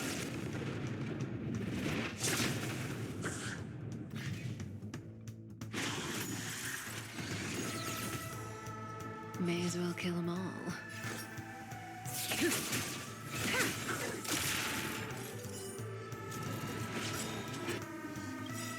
Good times never last. Time to say bye. Boom. I'm on guard. Stand still. Naughty children, don't listen. You're in bad shape.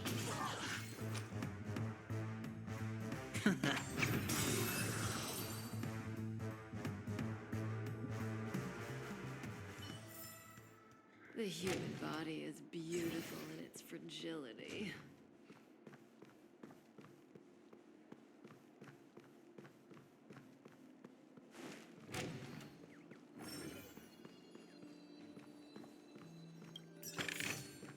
No surprise there.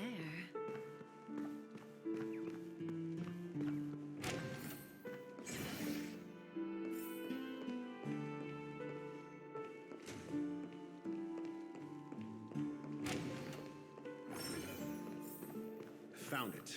This is it.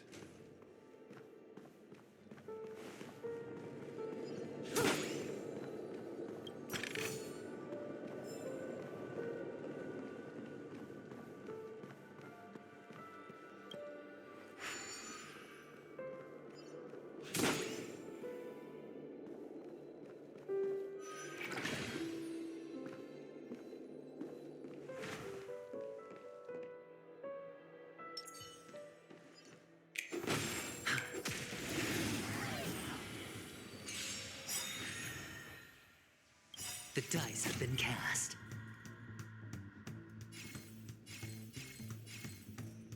Bust. Or maybe I'll take it all.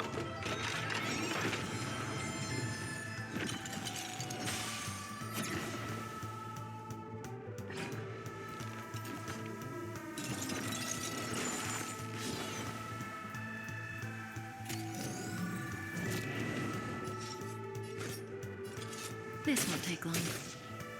Lance at the ready. Indestructible.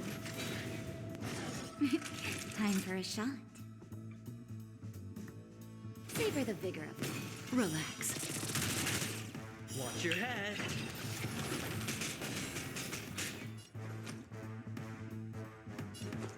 Going all in. Tabs on me. No dirty tricks. That breathing sensation. Remember it.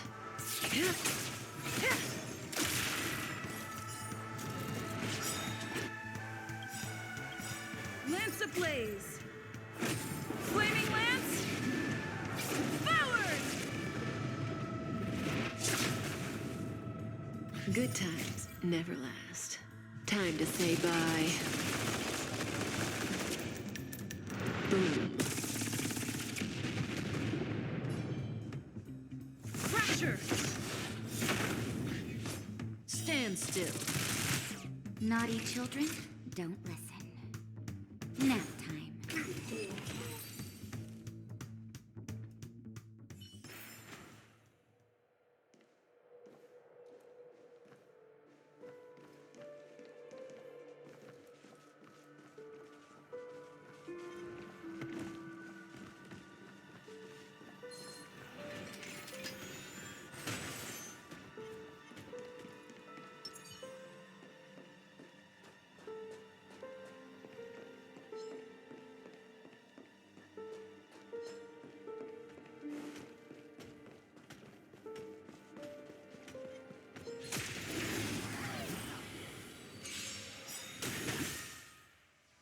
caught in the net.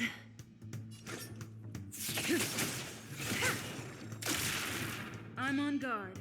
Defend the weak.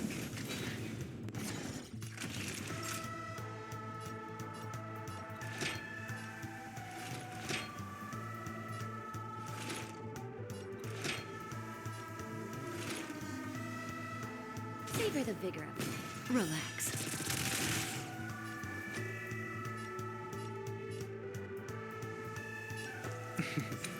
Don't ask, just spend.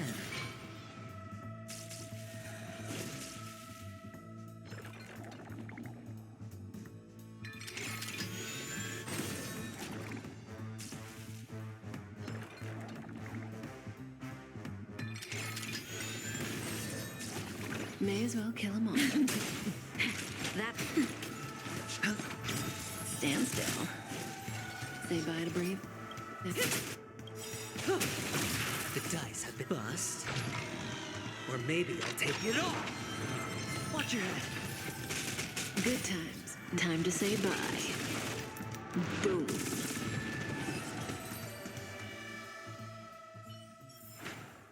The human body is beautiful in its fragility.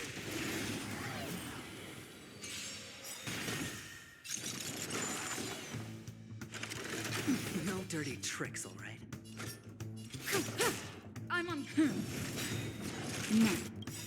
Relax. Lance ablaze! Lance forward! Spend freely.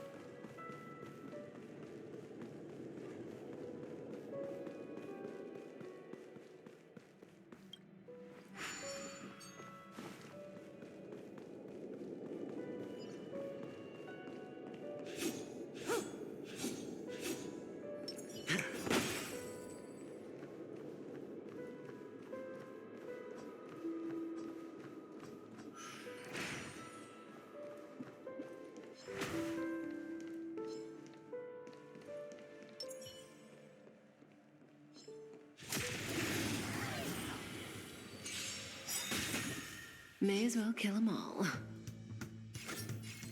Good times never last. Time to say bye. Boom.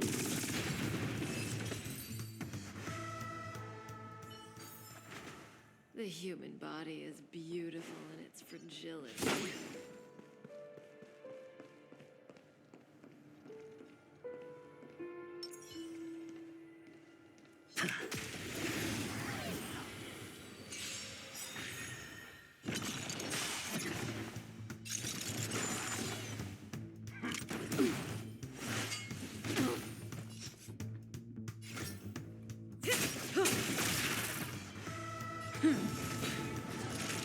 Nap time. Stand still. Hedge your bets.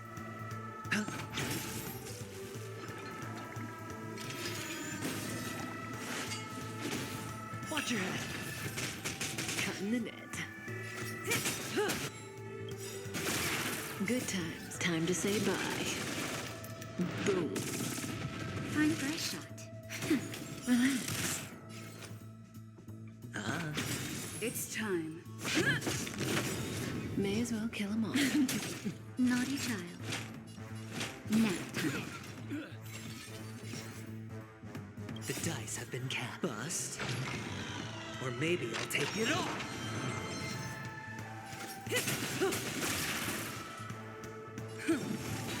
Time for a shot.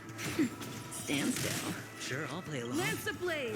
Lance forward!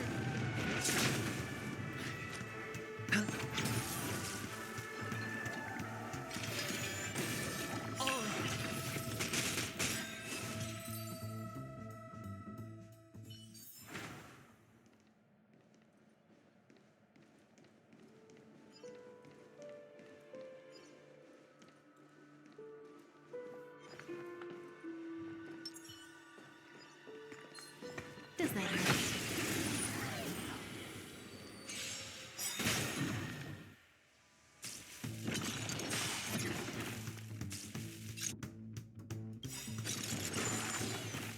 Good times never last. Time to say bye. Boom. I'm okay. Cutting the net.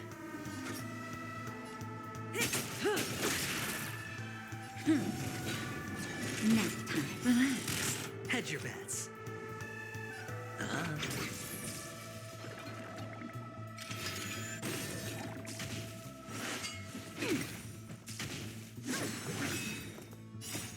Lance forward!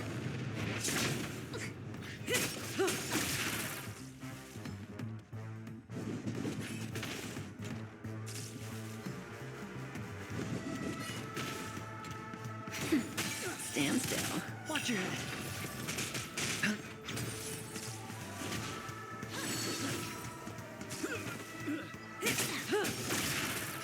Time to say bye. Boom. Nap time. Relax. Spend freely. Bust. Or maybe I'll take it off.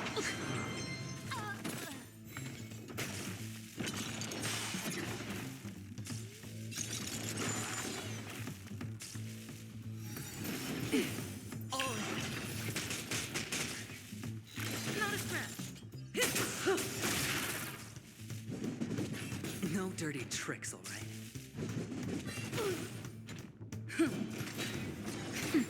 Stand still.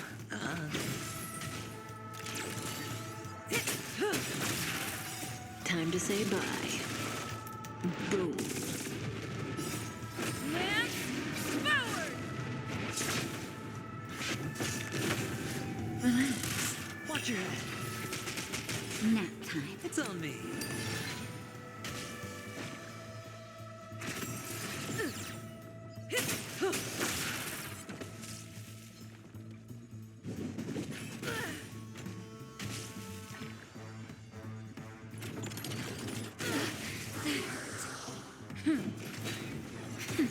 Stand still.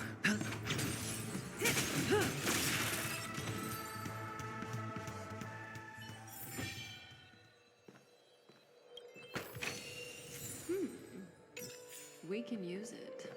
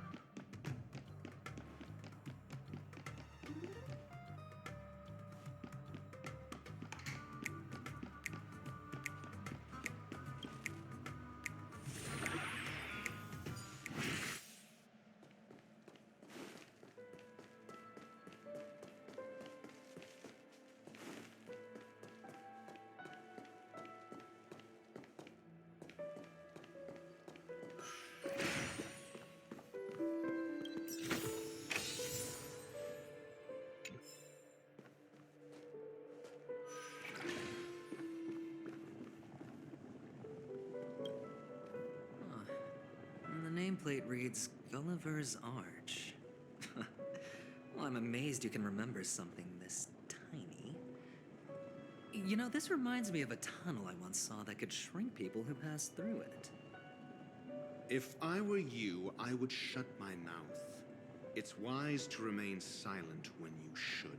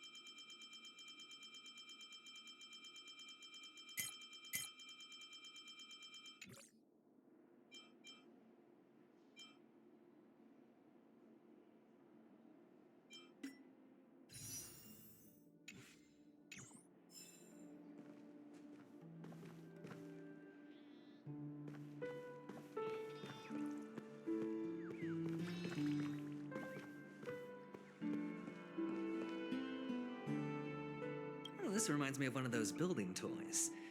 You know, with the blocks. I've never played with them before. I wonder if it's more interesting than stacking chips.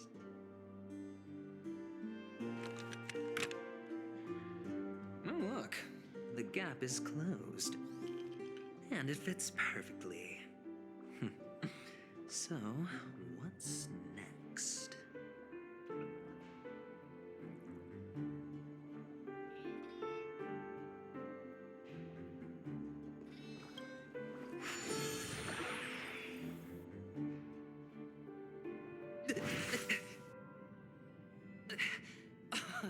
Oh, good heavens.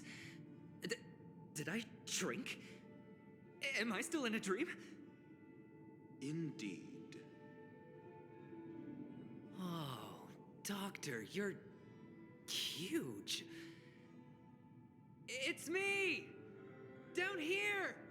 In the sand pit! Oh, actually, I think we could make this work for us.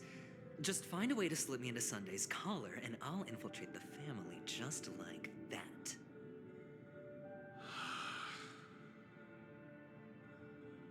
Oh, fine. I was just kidding. Let's find a way to open the door.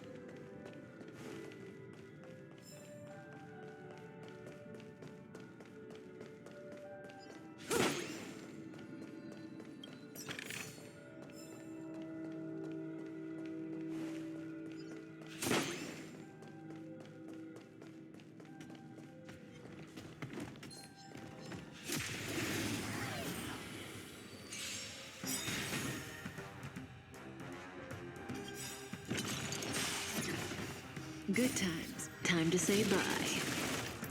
Boom. No dirty tricks, all right?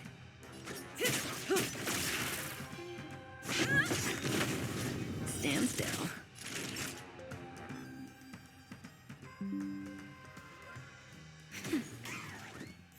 May as well kill them all. It's time. Lance ablaze! Lance forward! Next time. Relax.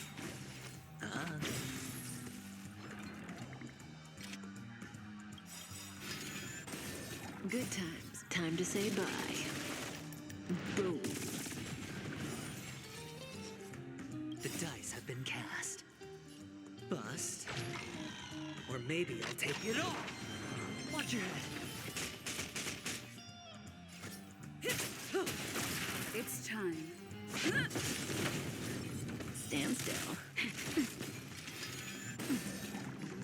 It's on me.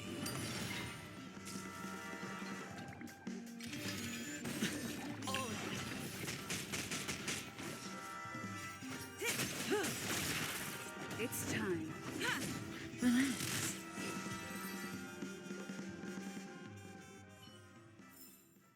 The human body is beautiful in its fragility.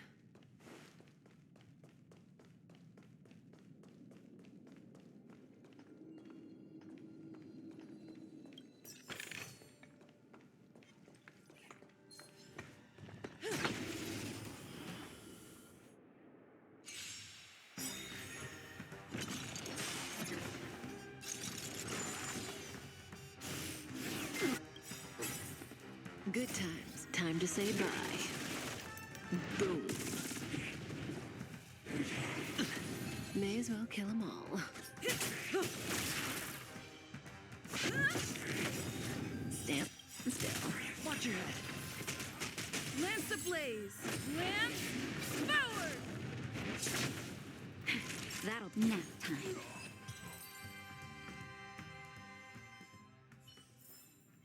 The human body is beautiful in its fragility.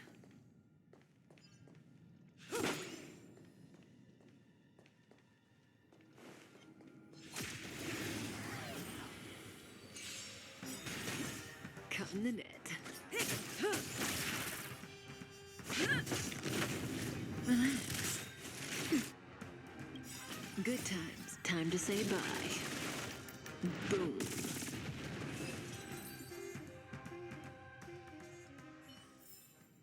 The human body is beautiful in its fragility.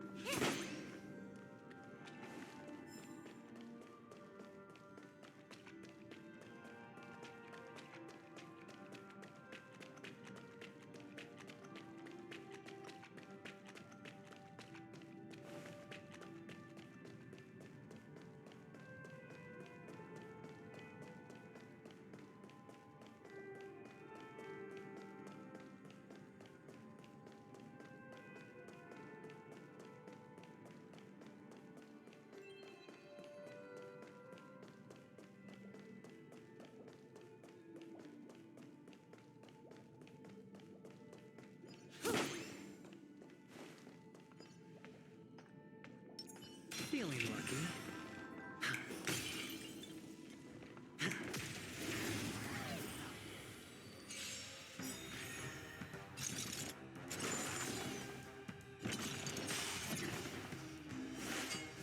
Not bad. May as well kill them all. The dice have been bust. Or maybe I'll take it all.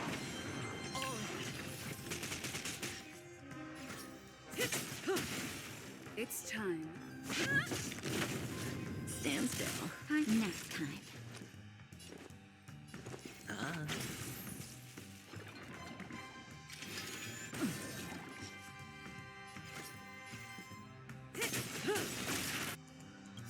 Good times. Time to say bye.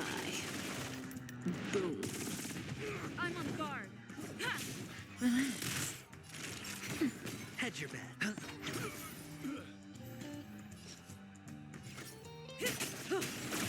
It's time. Lance forward! Nap time. Stand still. Spend freely. Time to say bye. Boom.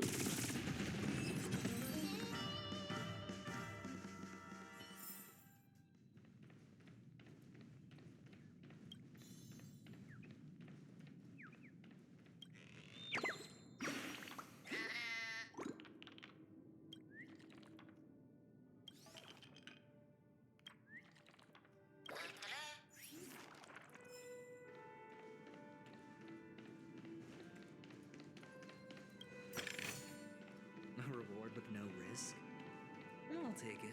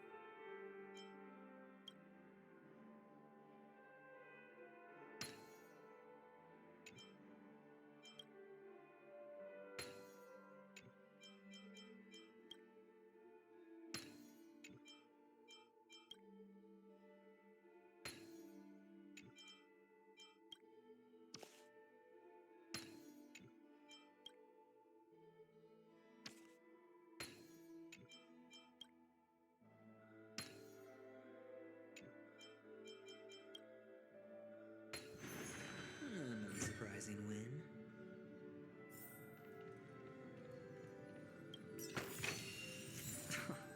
This is hardly enough for a seat at the table.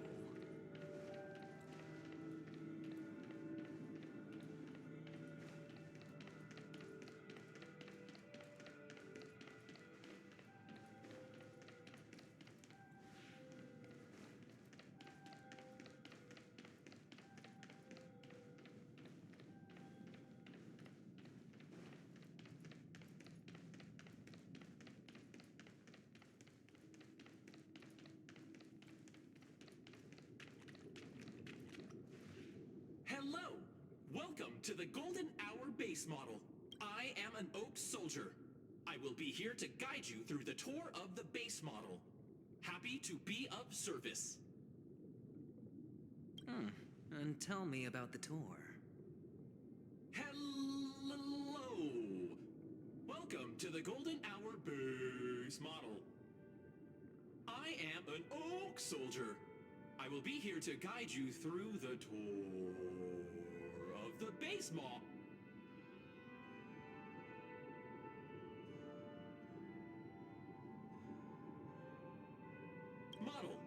Happy to be of service.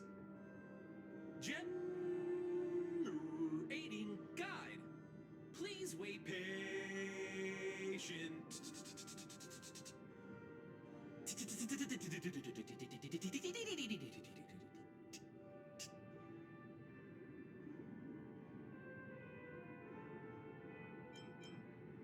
Found the nearest check-in spot. Please look behind me. A capsule machine model.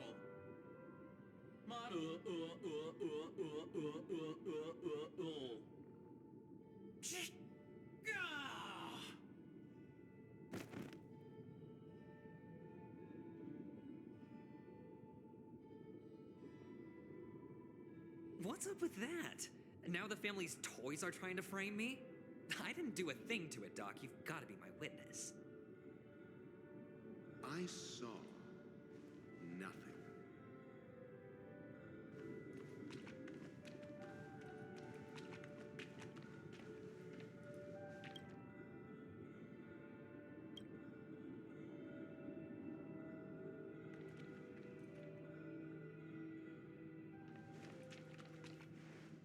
Oh, capsule machine. There's no mechanism on the floor. Could there be one at the top? Doctor, do me a favor.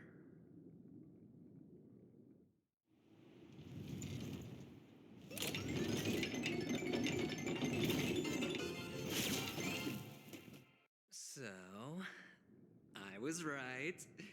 These models have interiors that look exactly like the real buildings. The only difference is that no one lives in them. Funny that Sunday puts a miniature that makes him seem like a giant by comparison right where he can see it first thing in the morning. Insecure much?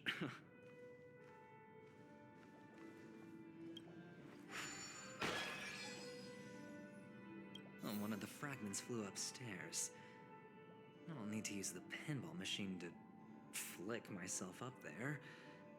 but it's tough.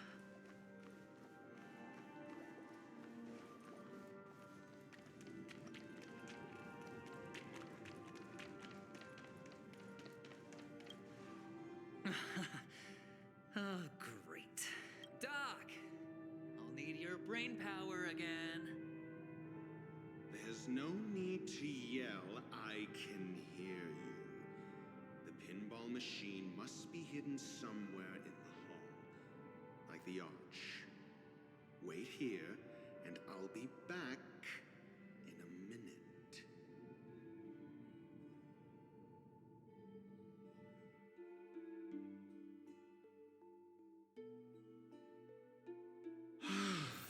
Finally, a moment of peace.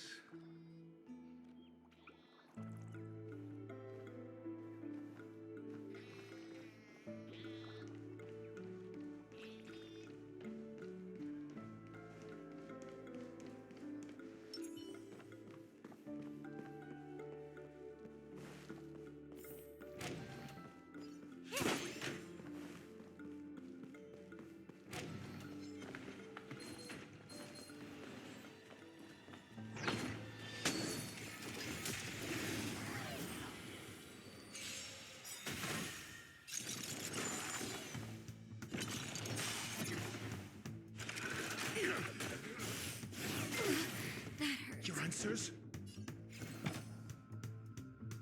Answer me. Zero waste. Cutting the net.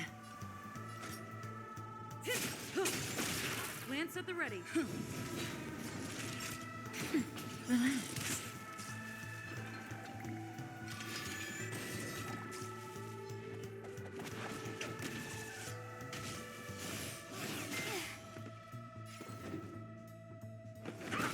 Cutting the net.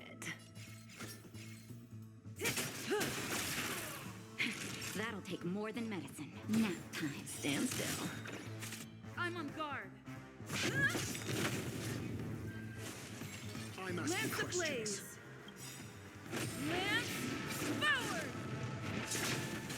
Good times. Time to say bye. Boom.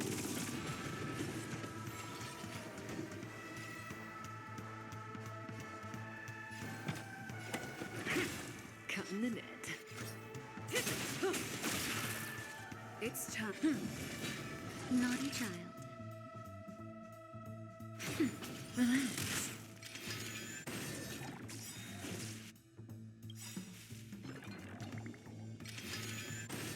Good times. Time to say bye. Boom.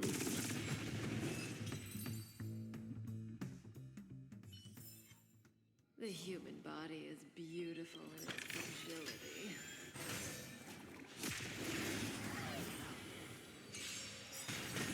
Got the defense? Answer me. May as well kill them all.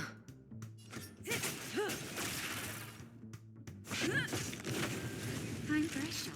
Nap time. Stand still. I'm okay. You're right.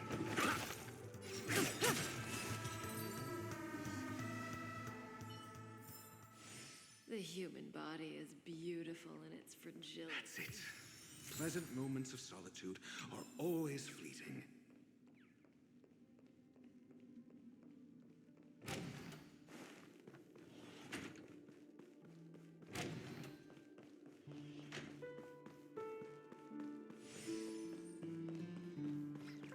Oh, you're back. Just place it here. Thank you.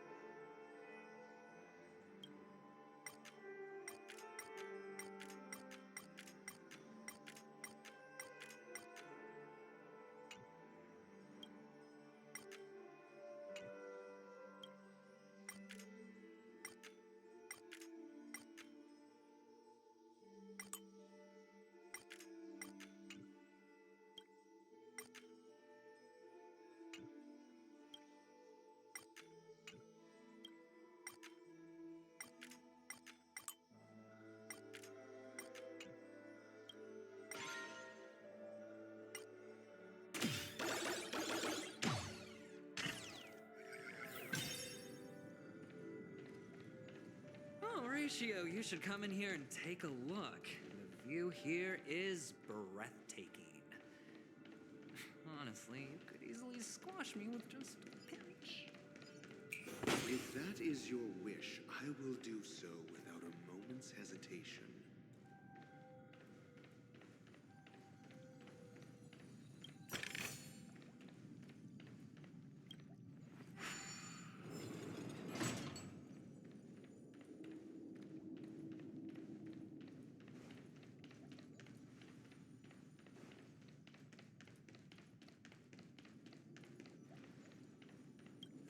Hold on. Piece of cake.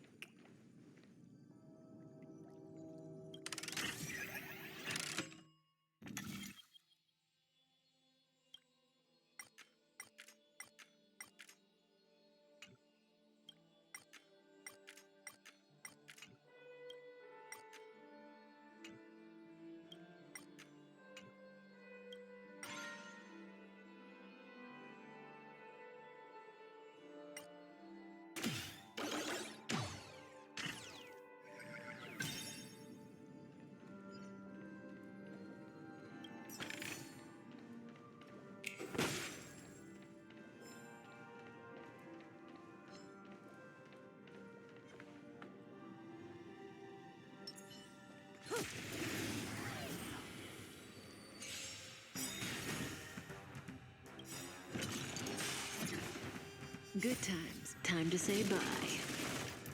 Boom.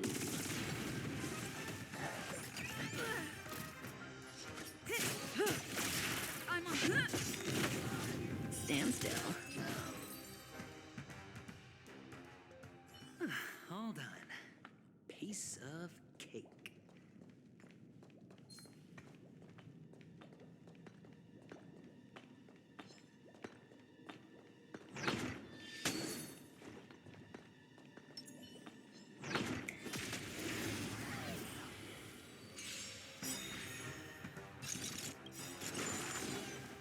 Lance ablaze! Lance forward!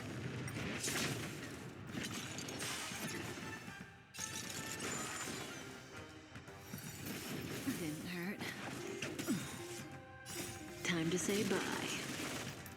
Boom. No dirty bust. Or maybe I'll take it off.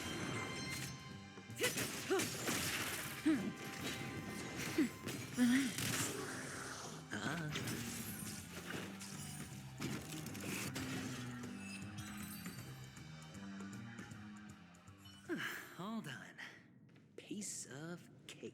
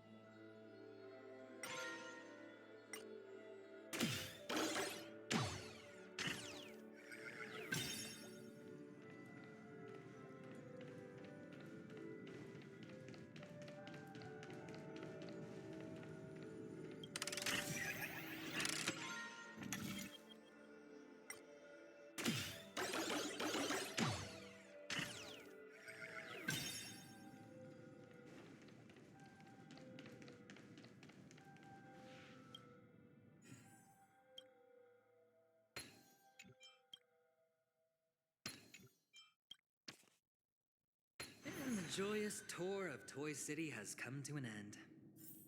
Makes me feel sad. Penacony isn't all bad, right? I'll use this interesting experience as a talking point at the poker table.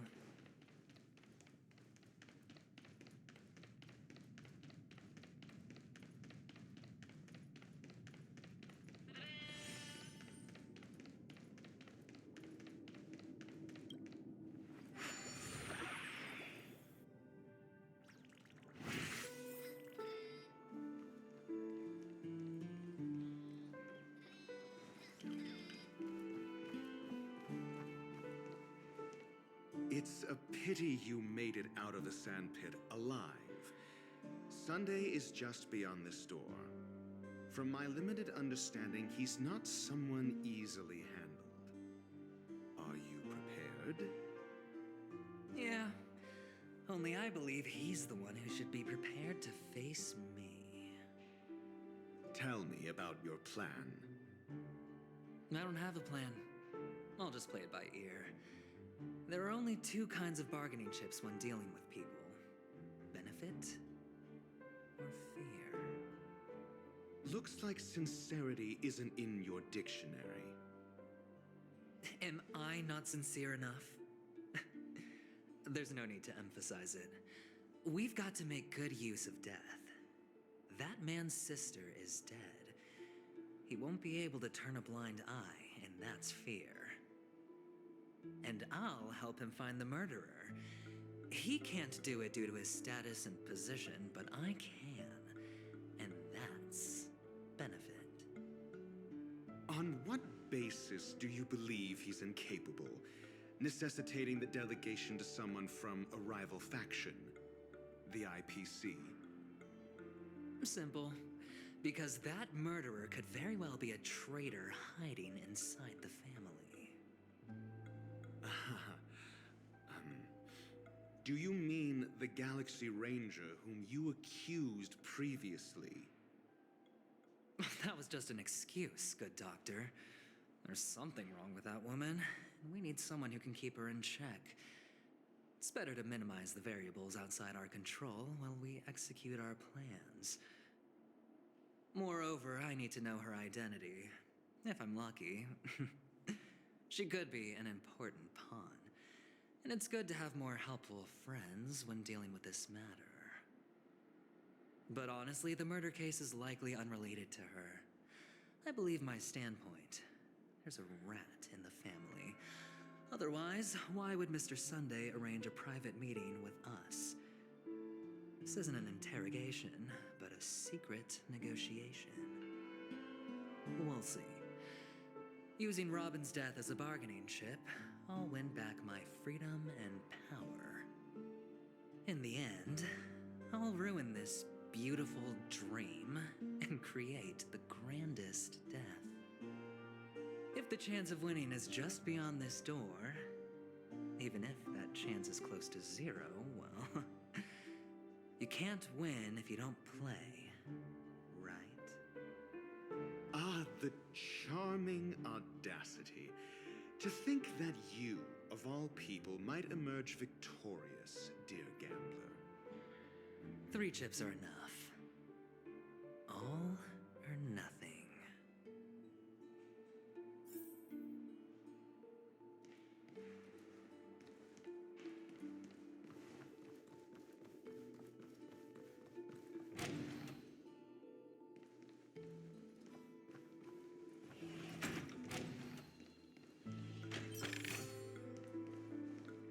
It seems my puzzles are too effortless for you, IPC Ambassador. I appreciate your words. And I see you put a lot of effort into welcoming me, Mr. Sunday. However, this is no way to greet a guest. Well, this isn't an invitation, but a summoning. Before we speak, I need to test your character. I imagine this knowledgeable doctor friend of yours has been of great help, yes? Certainly. You ought to know this better than I do. He's already faithfully fulfilled his duties, hasn't he? Yes, the doctor has assured me of your noble character. He considers you, like himself, a virtuous person who can be trusted by the family. I have come to know you very well as a person, Mr. Aventurine. You're diligent, generous, and willing to cooperate. The fact that you succeeded in overcoming many obstacles just to meet me gave me the reason to believe in your wisdom and courage. But there's one thing I must ask you. That is, you've used your wisdom at the wrong place to meet the wrong person and put yourself in a situation where you shouldn't be, witnessing a tragedy that shouldn't have happened. You don't look too well. Am I making you anxious? If not, then it means I'm on your side. If I wasn't mistaken, you'd just made a serious accusation against the family. No, you weren't mistaken. For depravity is creeping in around you. There's no need for us to be evasive. Let's talk about your sister. Your sister's talent is unrivaled in the world of show business. As you know, her voice has been out of tune since she returned to Penacony. What's more disheartening, she can't sing anymore. Who could be responsible for this? Many suspect the culprit is among the outsiders, but I know you hold a different opinion. Now your noble status has become a shackle, preventing you from apprehending the murderer and avenging your sister's death. You're feeling anxious because you're out on a limb. But don't worry, I'm on your side. I'm immensely honored by your concern for me, Mr. Aventurine. Since you're so selfless and generous, I believe you wouldn't ask for anything in return, would you? Well, naturally, you wouldn't incur any loss from this. I just want to reclaim what is mine. My liberty and the personal items under the family's custody, the bag of gift money, and the box in which the cornerstone is stored. That's right. Cornerstone. I've heard it's a treasured asset of the Strategic Investment Department. A sacred stone that seals the Preservation Emanator, granting significant power. And every liquidation specialist holds one. For an object so precious, it probably comes at an even higher price than other forms of recompense. Well, I'm sure you're aware of the high level of risk I'll be undertaking to bring the truth to light. Mr. Aventurine, when you are out and about, do you always make adjustments to your appearance? Your tie should be on the center line. Your shirt must not protrude from your vest. Your trouser creases should be perfectly straight and always aligned with the tips of your shoes. Of course. But I don't, because it's not appropriate to do so in public. You should make sure everything is presentable and in order before leaving the house. I'm not the kind that takes risks. The cornerstone must be in the custody of the family. No room for negotiation? Please, don't let me turn you down twice. Sure. The gift money is good enough. I suppose you wouldn't mind that. After all, a merchant can't function without a bargaining chip. You compromised quicker than I thought. Unfortunately, it's a gambler that needs a bargaining chip, not a merchant. I can give you your gift money, but before that, I want you to tell me.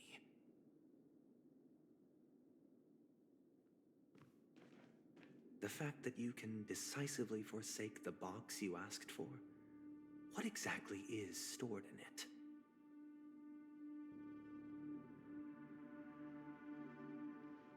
Oh, triple-faced soul, please sear his tongue and palms with a hot iron, so that he will not be able to fabricate lies and make false vows. What have you done? Under the light of the harmony, all wickedness is revealed. I implore them to shed their light, and I'll ask you questions on their behalf. Next, you have 113 seconds to prove your innocence and gain my trust. And if I refuse to answer? You can try, and we'll see if the Harmony rejects you. Question. Do you own a cornerstone? Yes. What a simple answer. You, too, understand that idle chatter leads only to poverty. Did you hand over the cornerstone to the family when you entered Penacony? Yes. Does the cornerstone you handed over to the family belong to you? Yes. Is your cornerstone in this room right now? Yes. Is your memory free from any kind of tampering or deletion, encompassing but not restricted to the techniques of the Garden of Recollection? Yes. Are you an Avgin from Sigonia? Yes. You even know about that? Do the Avgins have any ability to read, tamper with, or manipulate one's own or another's mind? No. Does it matter? Do you love your family more than yourself? Yes. All the Avgins were killed in a massacre. Am I right? No. Are you your clan's sole survivor? Perhaps. Do you hate and wish to destroy this world with your own hands?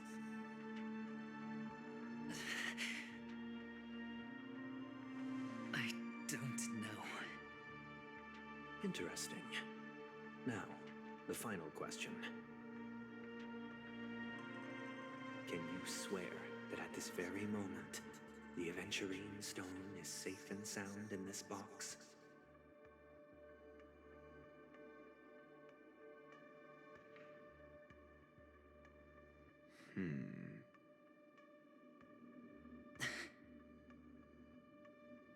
Of course.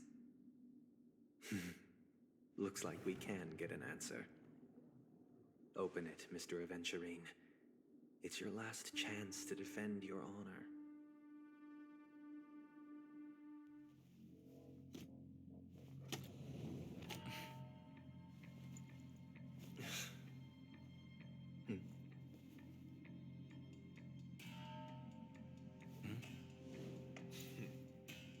Please.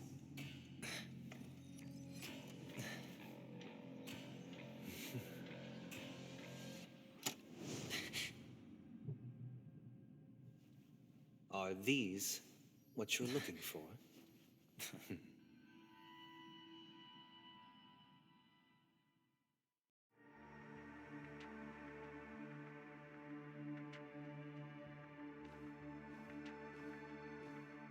Since you came as promised, learned doctor, does this mean that you are willing to take the side of the family in this farce? What makes you think you can convince me? I've heard you haven't enjoyed Mr. Aventurine's company. I also understand that you're an avid learner who sees the pursuit of knowledge above all. In that case, you ought to realize that a competent scholar knows their position and wouldn't forsake more vital matters for the sake of petty pride. If you agree to assist the family, I'll share our research findings on the Stellaron. You must be quite aware that, besides the family, no other faction is willing to share such information.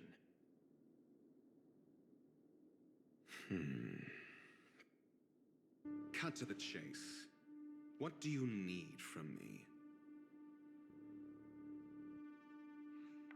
I need Mr. Aventurine's comprehensive plan. Haven't you confiscated his cornerstone? You can't expect a featherless bird to take flight.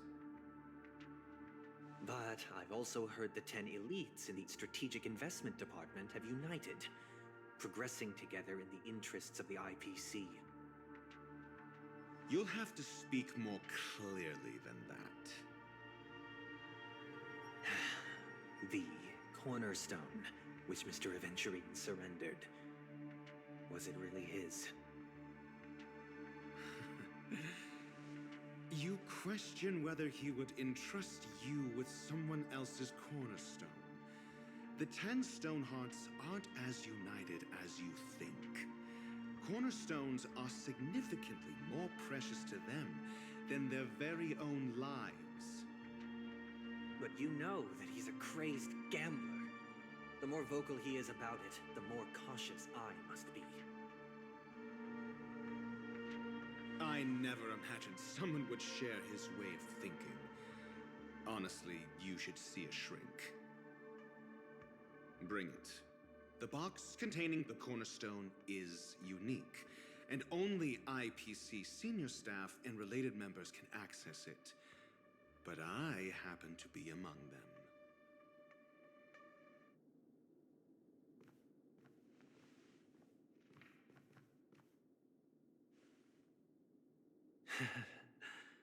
I appreciate it.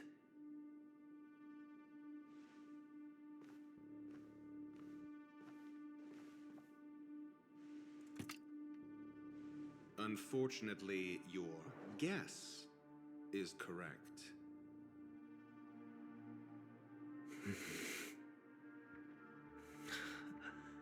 The golden stone. Its color and glow are similar to that of Klepoth's body.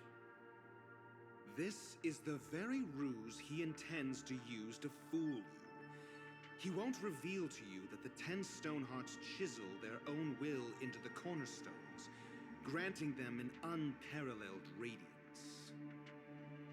And this golden statue is also known as Topaz, not Adventurine, and it belongs to Topaz. So, do you wish to confront him? Not at the moment. I'm more interested to know the location of his cornerstone. The safest place somewhere you'd never think of. Because he never intended to hide it. In fact, that cornerstone has been in your hands from the very beginning.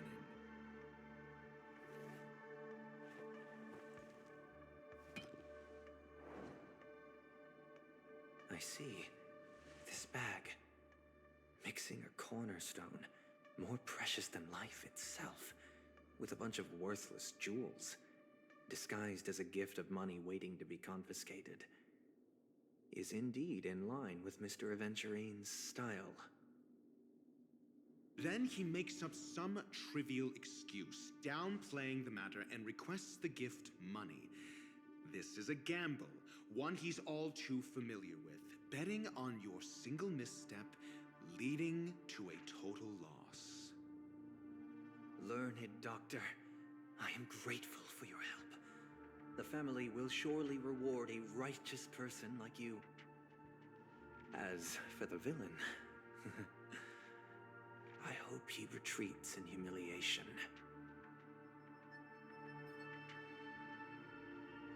It was all thanks to your friend with a keen eye that I could add a blot of utter failure to your storied career. Ratio, you wretch. Finally shown your true colors, huh? Oh, and just to remind you, you currently only have 17 system hours left to live. Treasure your remaining time, and savor the delectable aftertaste of defeat. You might as well explain yourself a little more clearly. What I performed on you just now was the Harmony's consecration.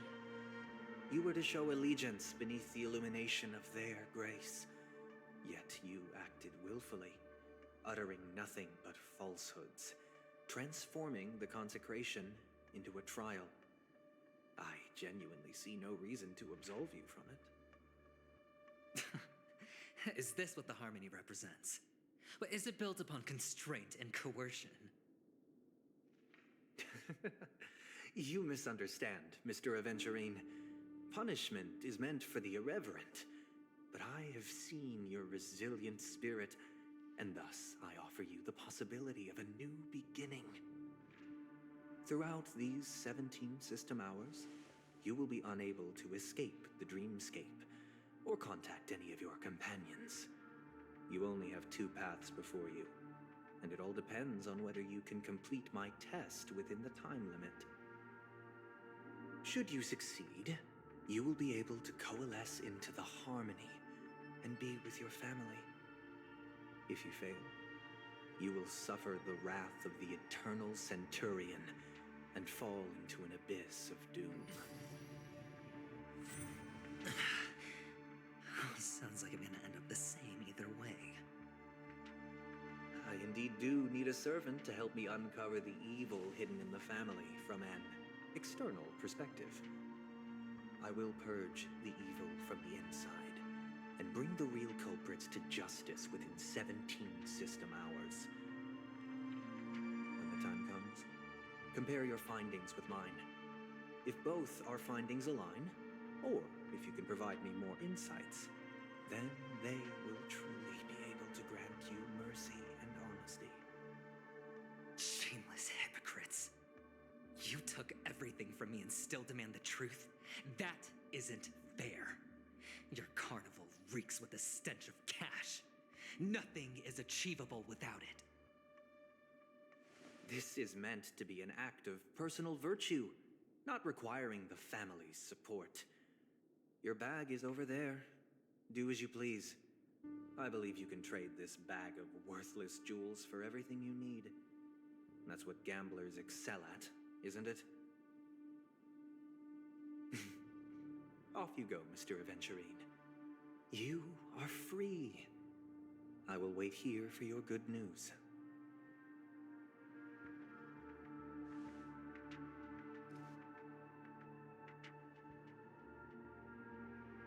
This meeting isn't an interrogation or a negotiation. It's an outright execution. Why would I do that, Mr. Aventurine? I'm just wondering what a passerby who stumbled upon a scene of a murder could have found out. That's all. By the way, before you go, I have a personal question. What is it now? Do you truly wish to bring about the destruction of this world?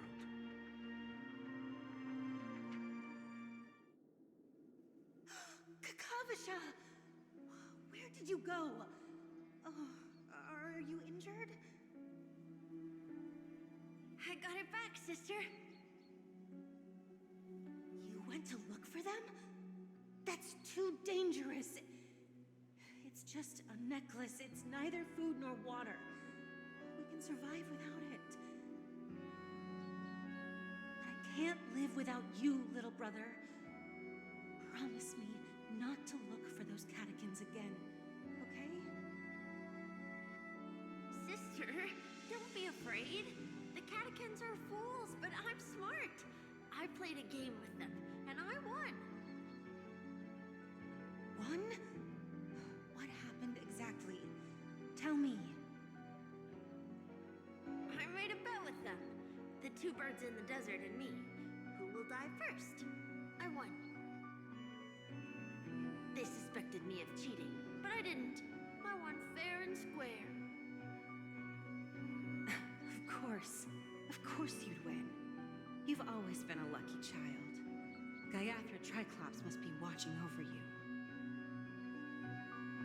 But that's no reason to push your luck by going up against those bloodthirsty, cruel catechins.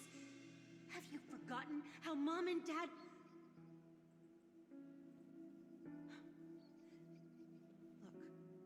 this is just a necklace. But Kakavasha, you are my only family.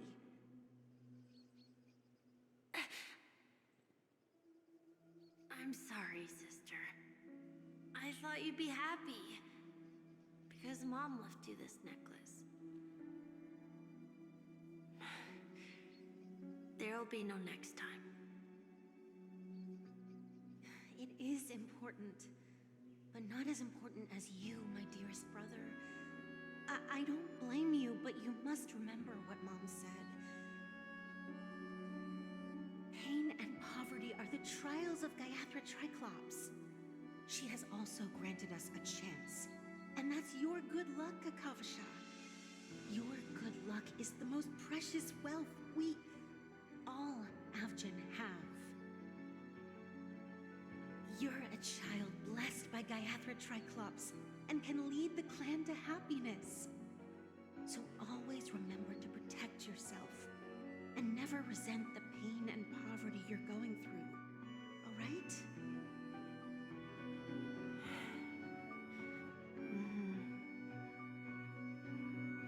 Listen to me and swear to Gayatri Triclops.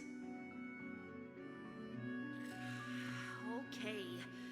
We'll swear to Gayatri Triclops to protect this wealth. But sister, if Gayatri Triclops was really watching over us, then why did she not protect Dad when he was swept away by the quicksand? After all, Dad went to the Catechins' land only to prepare for Gayatri Triclops' offerings. And where was Gayatri Triclops when Mom was shivering in our arms? Mom was still pleading for Gayatri Triclops' forgiveness under her breath until the moment she closed her eyes. Sister, everyone praises me for being smart, but I don't get it. If every rainpour was Gayatri Triclops' forgiveness and grace, then how bad were our sins? So much so that we were born in this world of death?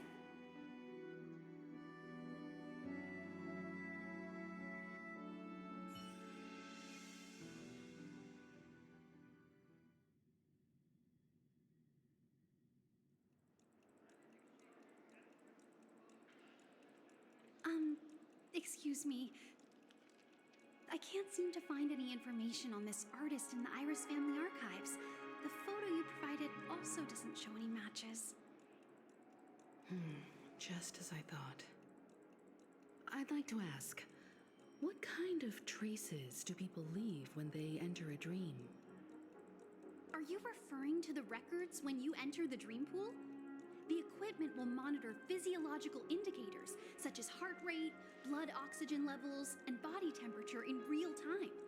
This data will be included in statistics and handed over to the family for the screening of any data anomalies. Immediate action will be taken once any illegal behavior is detected.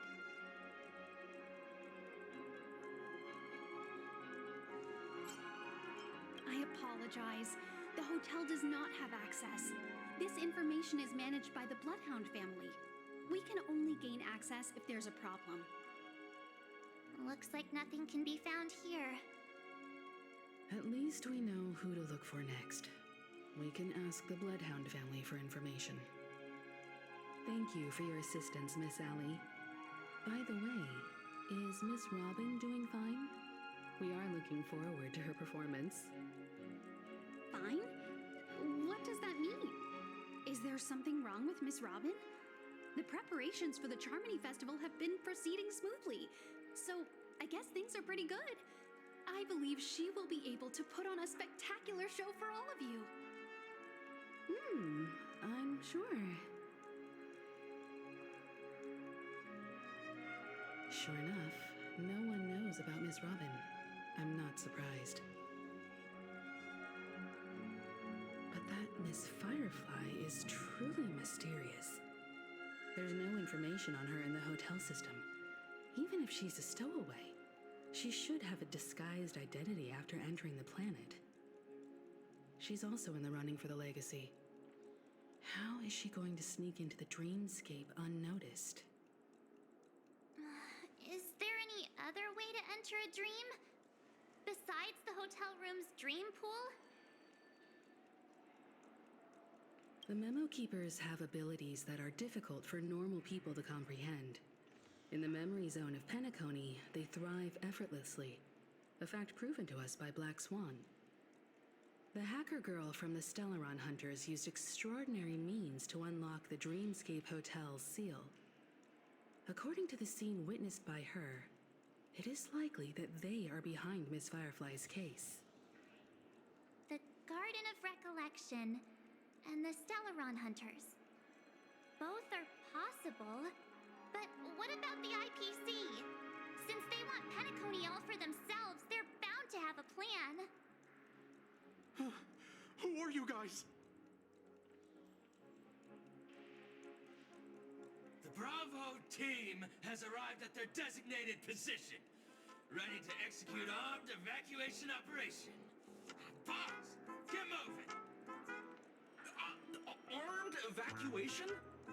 Boss, are you drunk? What do you know? It's more efficient this way. Just don't let the director find out.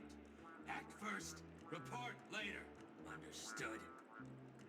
Help! Help me!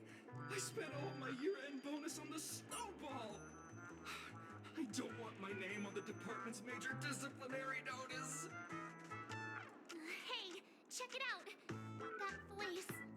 Could it be the IPC workers from Belobog? To all guests, the IPC will be conducting special operations within the hotel. Please follow the staff in charge of evacuation to the designated safe zones, or compulsory measures will be enforced. I'll request a beating for you lot! You've been told not to drink during work hours. Take him back to the hotel room. I'll organize a meeting later to properly go over how this incident report should be written. Miss Topaz? I never thought I'd run into you on Penacony. Long time no see, Astral Express crew. Aventurine has told me a lot about your happenings. Hmm?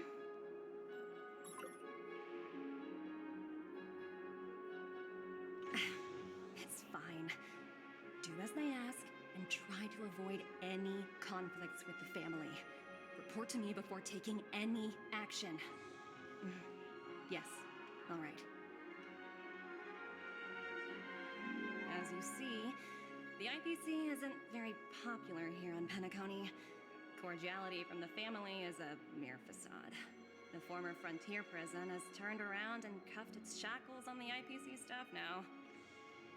Only Aventurine, who carries an invitation, is allowed to attend the banquet. An entourage like us, we can only sit around in the reality hotel, unauthorized to even enter dreams. No wonder Aventurine's scrambling to partner up with someone. The IPC can't back him up in the dreamscape. His situation isn't optimistic, I hear. You're all helping to investigate some dirt on the family, are you not? Let me know if you need anything outside the dreamscape. The IPC always treats its partners well. Thank you, Miss Topaz. We're on our way to the Hounds to verify some intel. Perhaps you've had dealings with them? Yep. They're tailing us right now. Why not go and talk to them? It'll take the spotlight off me. Being constantly stared at is really uncomfortable.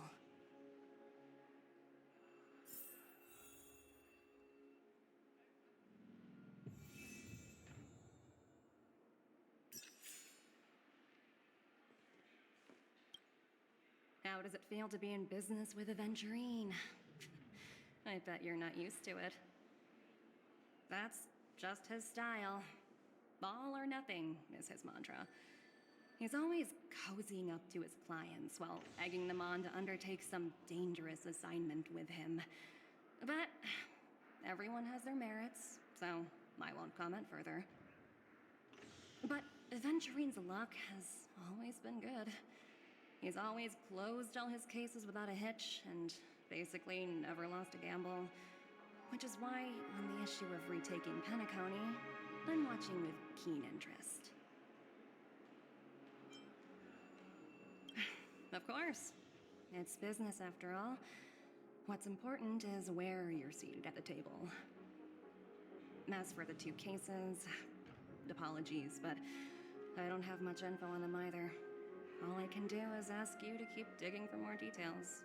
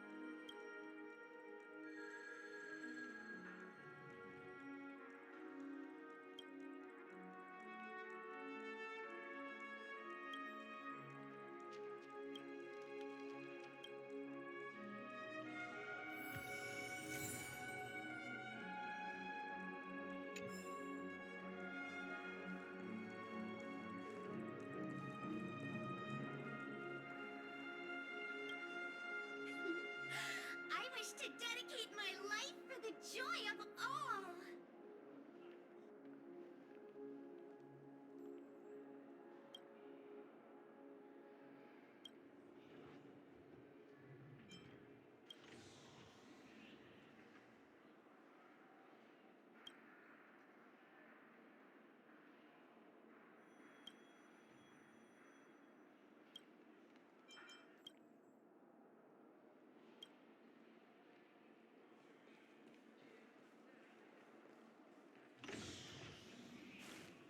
You can actually book a stay on credit, and the interest is surprisingly low.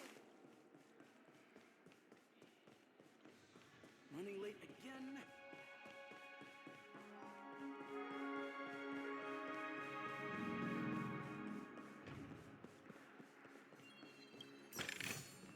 If there's medicine, it'll come in handy.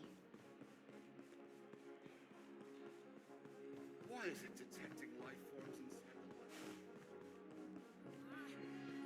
Flammable goods are not permitted on the premises. Face recognition failed, lousy robot.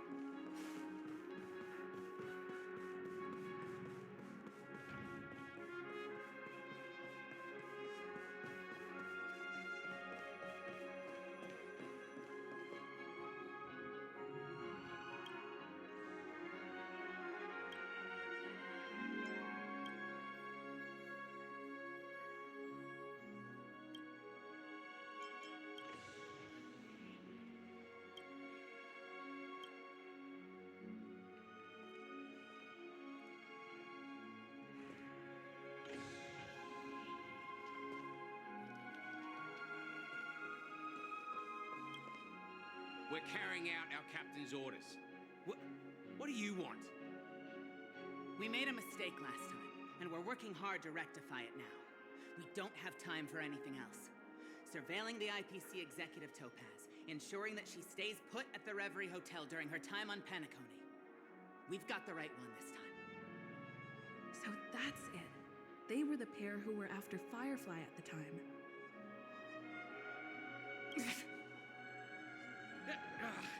It's you again.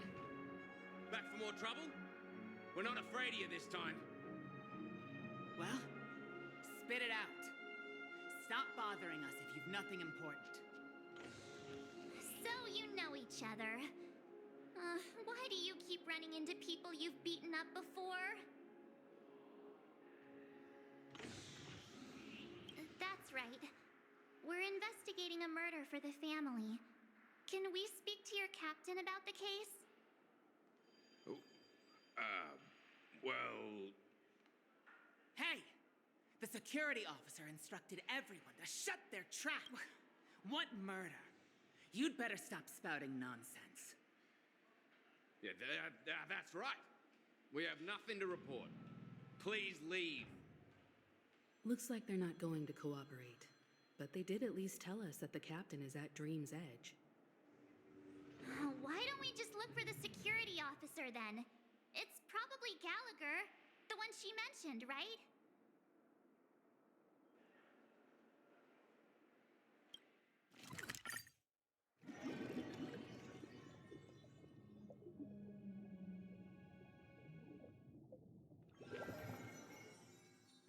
Such tight security. I bet they're stumped by the case as well. Gallagher. Gallagher. Where could he be?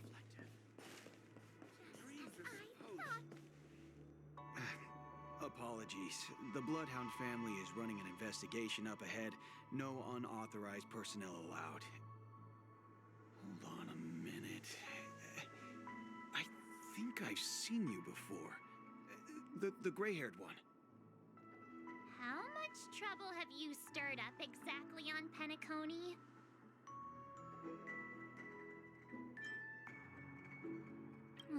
You think you look alike?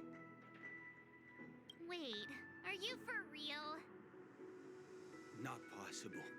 It was you the last time, yelling about some clockwork friendship while beating me up with that silver-haired girl.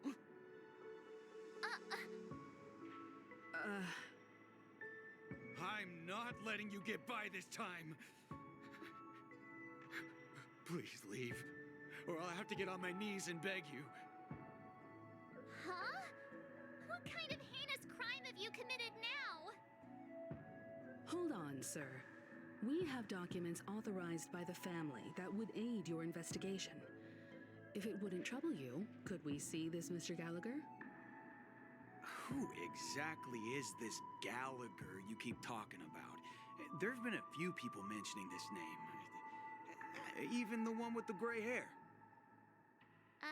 He didn't send you all here? It was the security officer who dispatched us. That's all I can divulge. He'll do. He's the one we've been looking for.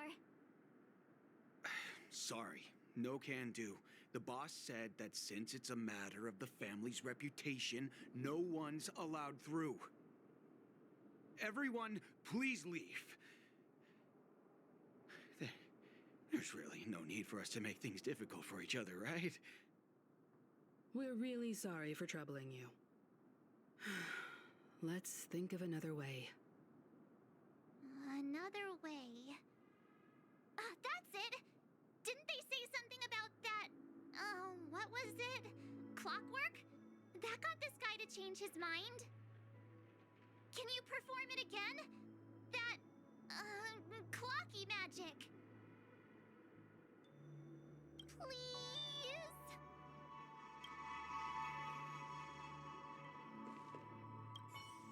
Sorry, no can do. The boss said that since it's a matter of the family's reputation, no one's allowed through. Everyone, please leave. There's really no need for us to make things difficult for each other, right?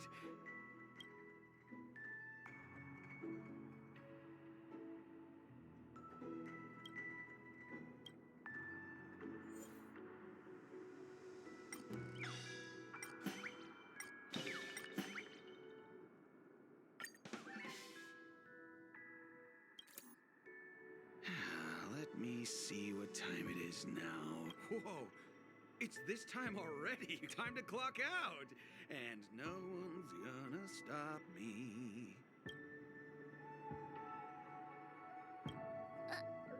What? Huh? This clockwork trick of yours, it's kinda dangerous. At least he won't be getting in our way again. Let's go find that Gallagher and ask him the intricacies of the case. I was wondering what all the commotion was. Huh. Oh, it's you guys. Welcome. Since you made it here, what can I do for you? Hello, Mr. Gallagher, sir. Judging from your tone, it sounds like you were expecting us. Miss Himiko, you're too polite. There's no need to call me sir. Mr. Gallagher, you even know my name. Of course I do. You folks are from the legendary Astral Express and honorable guests of the Watchmaker. I had an encounter with this lady in the Golden Hour. I remember that little silver-haired girl was there too. I'm sorry for what happened to that kid. This is also the reason why we've come to visit you, Mr. Gallagher. The Express can't just overlook the death of that child. So we've decided to help the family get to the bottom of it, in the hopes of getting justice for her. The Nameless involved with the family. What an unpredictable twist of fate. Why? What's wrong with the family?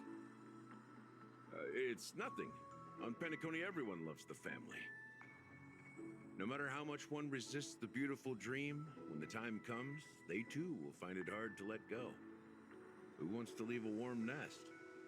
Just idiots, little kids, and inebriated fools. Mr. Gallagher seems to be getting at something. But you got it wrong. I'm not. You want to discuss the case? Sure, come with me. This is not a good place to talk. Let's go elsewhere.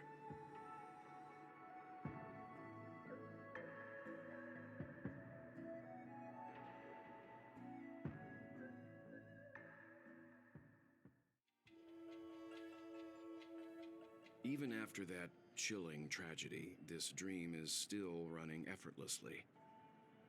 Other than the family of the Harmony, it's hard to imagine any other power in the universe that could sustain a building of such magnitude. The family itself is a huge, perfect building, like a living idol. Each member of the family sees themselves as a piece of the divine puzzle, revolving around a singular core and a shared ideal. Under their command, they loyally fulfill their roles, offering themselves while also receiving sustenance in return. Interesting analogy. Perhaps that's why Penacony's beautiful dream has persisted for so long. But the human body has its limits, and so does the Divine's. That doesn't sound like the kind of comment a Galaxy Ranger would make. Just pointing out the facts. Mr. Yang will definitely have a better sense of what's going on than I do. Why do you say that, Miss Acheron? The beautiful dream is crumbling. But not because of a particular eon, a particular faction, or a particular visitor. Its collapse stems from a certain inevitability of human nature. The family refuses to acknowledge this, and it has ultimately backfired and become a catalyst. As people immerse their souls in the dreamscape, where consequences and pain cease to exist, and only ease and pleasure prevail, they draw closer and closer to necrosis. Regardless of the perceived bliss, death looms as the inevitable conclusion. Also, this necrosis will diffuse and spread. One piece of the puzzle's mutation will eventually cause the entire building to shake, break, and crumble. In the end, the dreams that people built in the name of freedom became the cage that imprisoned them. I'm sure you've gained a lot from this trip, Miss Acheron. Are you willing to share your findings with me? Of course. That's if I remember.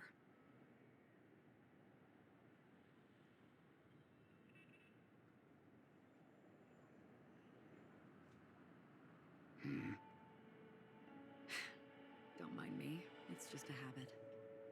Owing to events in the past, I've become easily forgetful. It's only when this sword is unsheathed that those hazy memories start to become clearer. Take your time. That should do it. I vividly remember everything that occurred on Penacony. Ask away.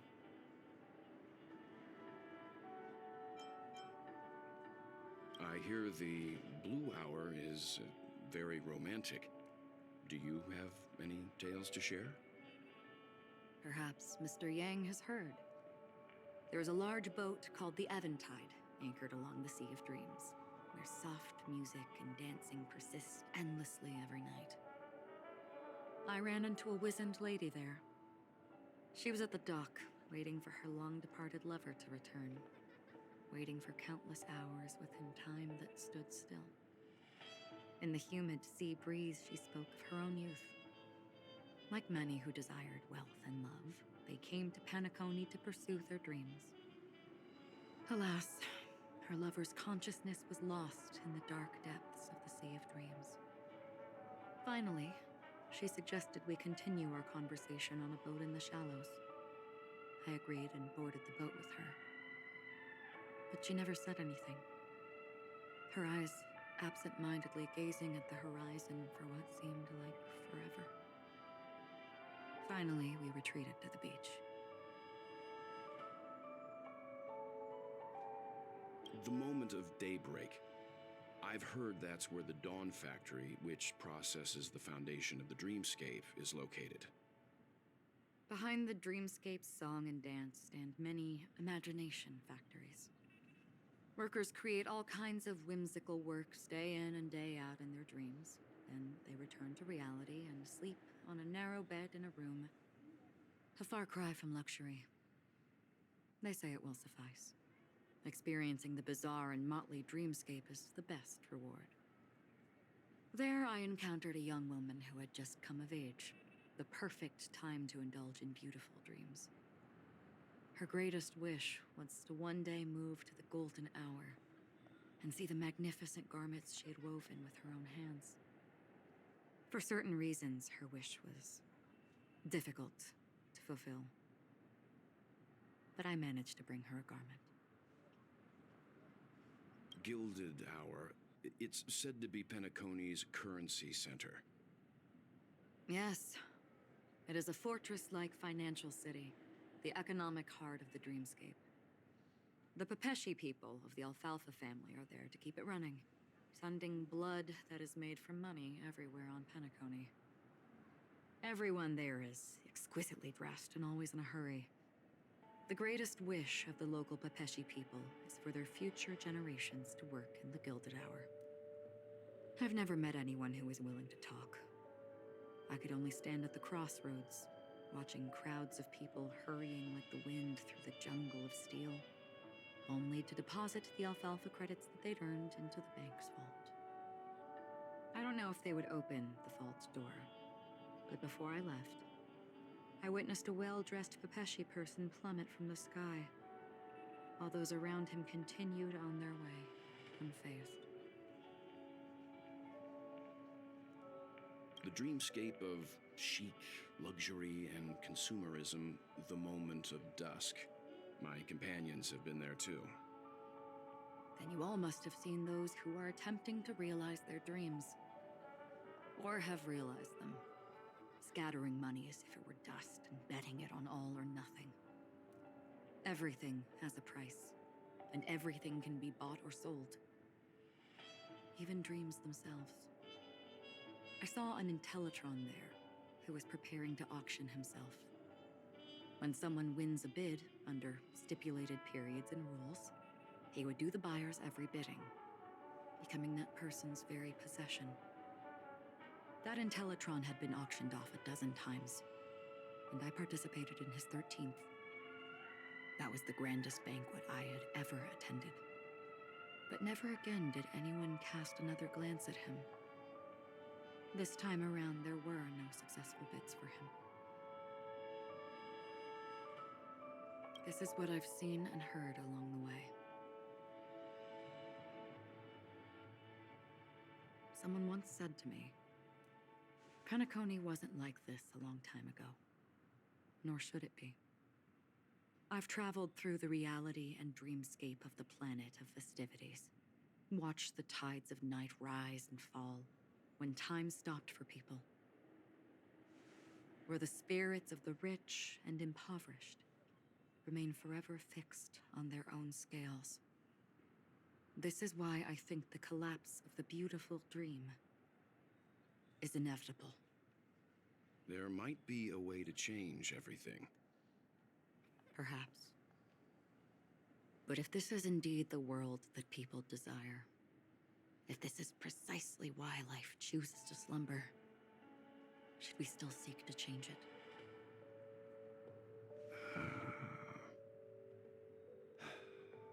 Miss Acheron, now it's my turn to share a story with you.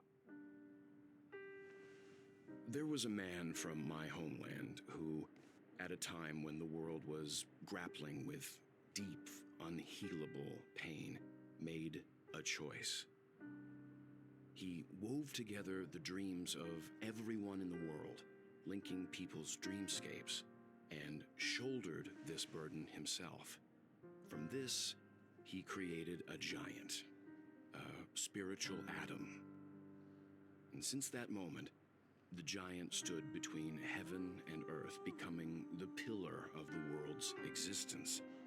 As a price, those who found it hard to move forward, who could not advance, forever lost their future. They slumbered in a dream, devoid of disaster and pain, living out their days peacefully in the man's created utopia.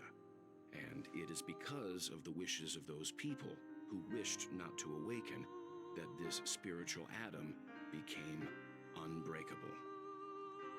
And yet, you stand here right now, which also means that man failed. Because people must always move towards the future. Even if human weaknesses make them pause when they truly cannot move forward, humanity will eventually seek a way to save itself. And that man, he was never a failure. Like everyone in that world, he etched the possibilities of human nature into his heart. He was the sun chaser of legend, soaring towards the sky and embracing his final victory with his fall.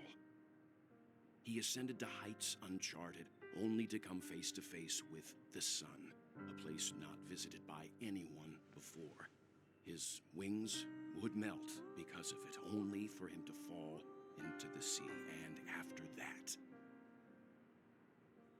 countless others would surpass him, soaring to even greater heights. A fitting metaphor for the Nameless's trailblazing spirit. Thank you, Mr. Yang. I know what you wish to confirm. The universe has innumerable similar, yet different worlds. In these worlds, there are innumerable people who look alike, yet don't.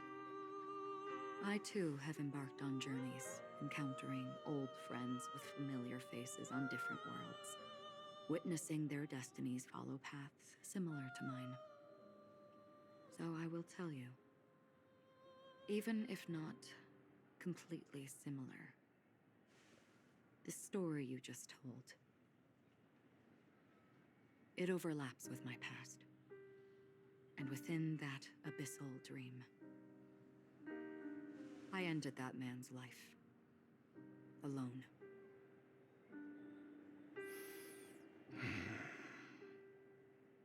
I am not who you think I am, nor will my home be as fortunate as your world. I am sorry. It's fine. I don't mind, so long as I can alleviate your suspicions. There's something I still wish to know, Miss Acheron. Under that representation of the hunt, exactly what sort of power is it that has motivated your solitary journey thus far? Mr. Yang, before answering that question, I wish to continue the previous topic.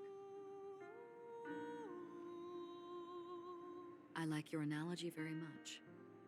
Indeed, birds are born to fly. But in a distant past, their ancestors could only gaze at the sky in envy. They saw that faraway ray of light from above the heavens, piercing through the clouds and blanketing the earth. And so, time and time again, generation after generation, the birds spread their wings and took to the sky, attempting to touch its ceiling, all because the sun was there. Then, what if the last bird finally soars into the sky, only to realize that the end of the light is not the sun, but darkness? Then why, exactly, do we even walk towards the light?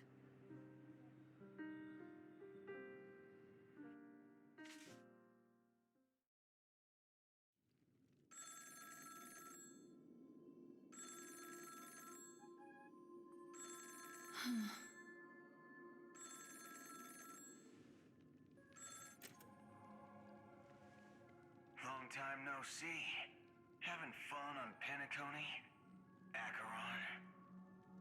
This voice, it's not Constance. Could it be her companion? Though I don't know exactly what you are, or what you're up to, my bullets will find you. Until then, you best find a casket store on Penacony and ask the owner to reserve a good quality casket for you, imposter. Imposter? I see. She gave my whereabouts to someone who's tracking Acheron too. Who are you? Huh? Did I make a mistake? Who the heck are you? I'm the Garden of Recollections memo keeper. Not bad. This is the kind of tough challenge I like. You that imposter's bodyguard? Never mind. It's fine. I'll leave a round for you. So get that forehead clean and wait for me. I don't know what you're talking about, but you know Acheron, the Galaxy Ranger, yes? I have something to ask you. Are you asking me to write your will? Sure. Go ahead. Not quite. I only want to ask, how exactly did she become a Galaxy Ranger? She's clearly not a path strider of the hunt, but you are, aren't you? Tell me, what's Acheron's deal? Sure. Heck, never thought I'd come across an ally. What a stroke of luck. Well, I'll be on Penacony soon. Memo keeper, go buy a bottle of Asdana's White Oak and warm it up, and I'll raise a glass to you. That lady's passed. Well, nobody knows. But if all you want is a simple answer, sure, you best get a chair and take a seat. That woman, named Acheron, is an emanator who should not exist.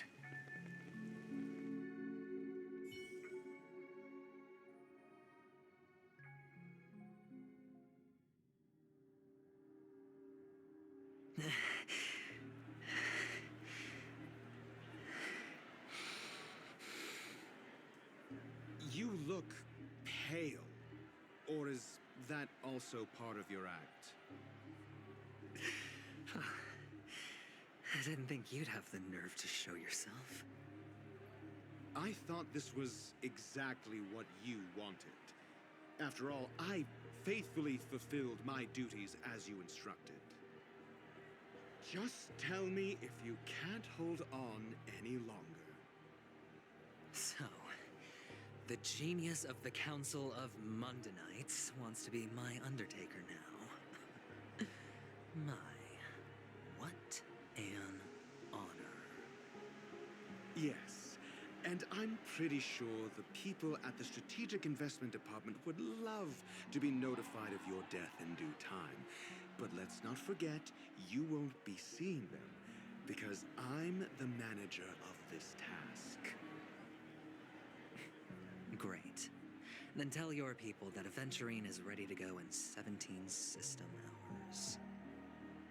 Oh, you've got a lot of nerve.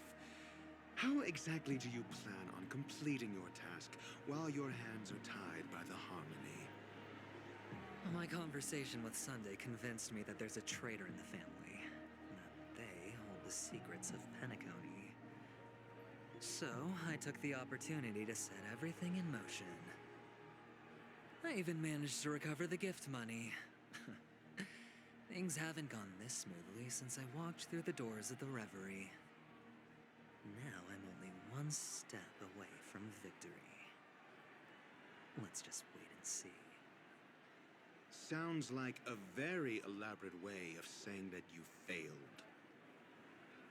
That's all I can say. Have you forgotten, Doctor? You betrayed me. Go. Do what you must. I look forward to the sight of the IPC fleet surrounding Penacony. You've achieved what you desired, haven't you? That's true, but what's your plan?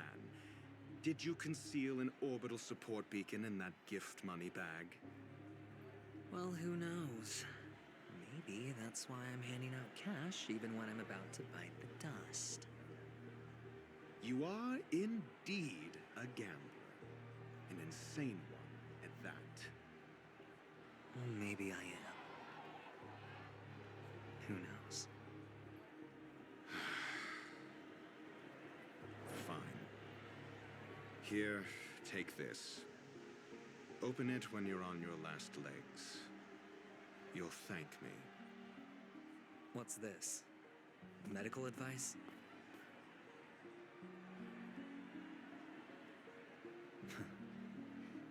You catch on pretty fast, Doctor.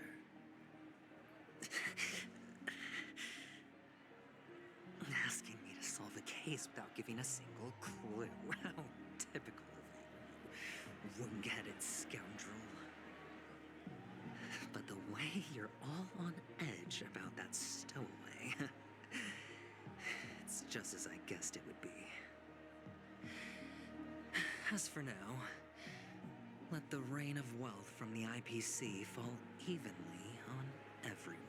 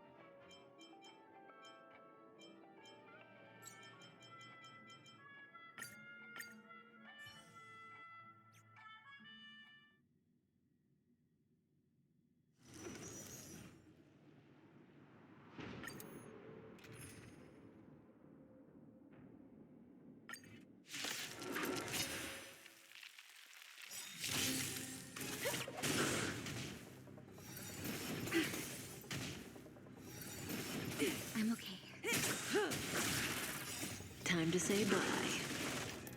Boom. Nap time. Relax.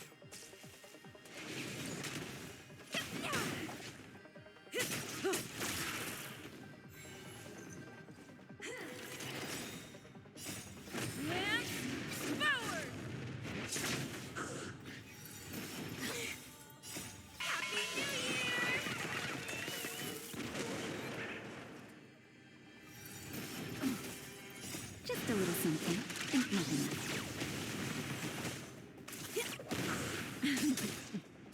Time to say bye. Boom.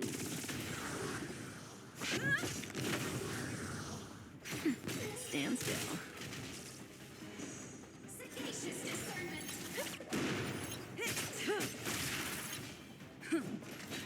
Nap time. Relax.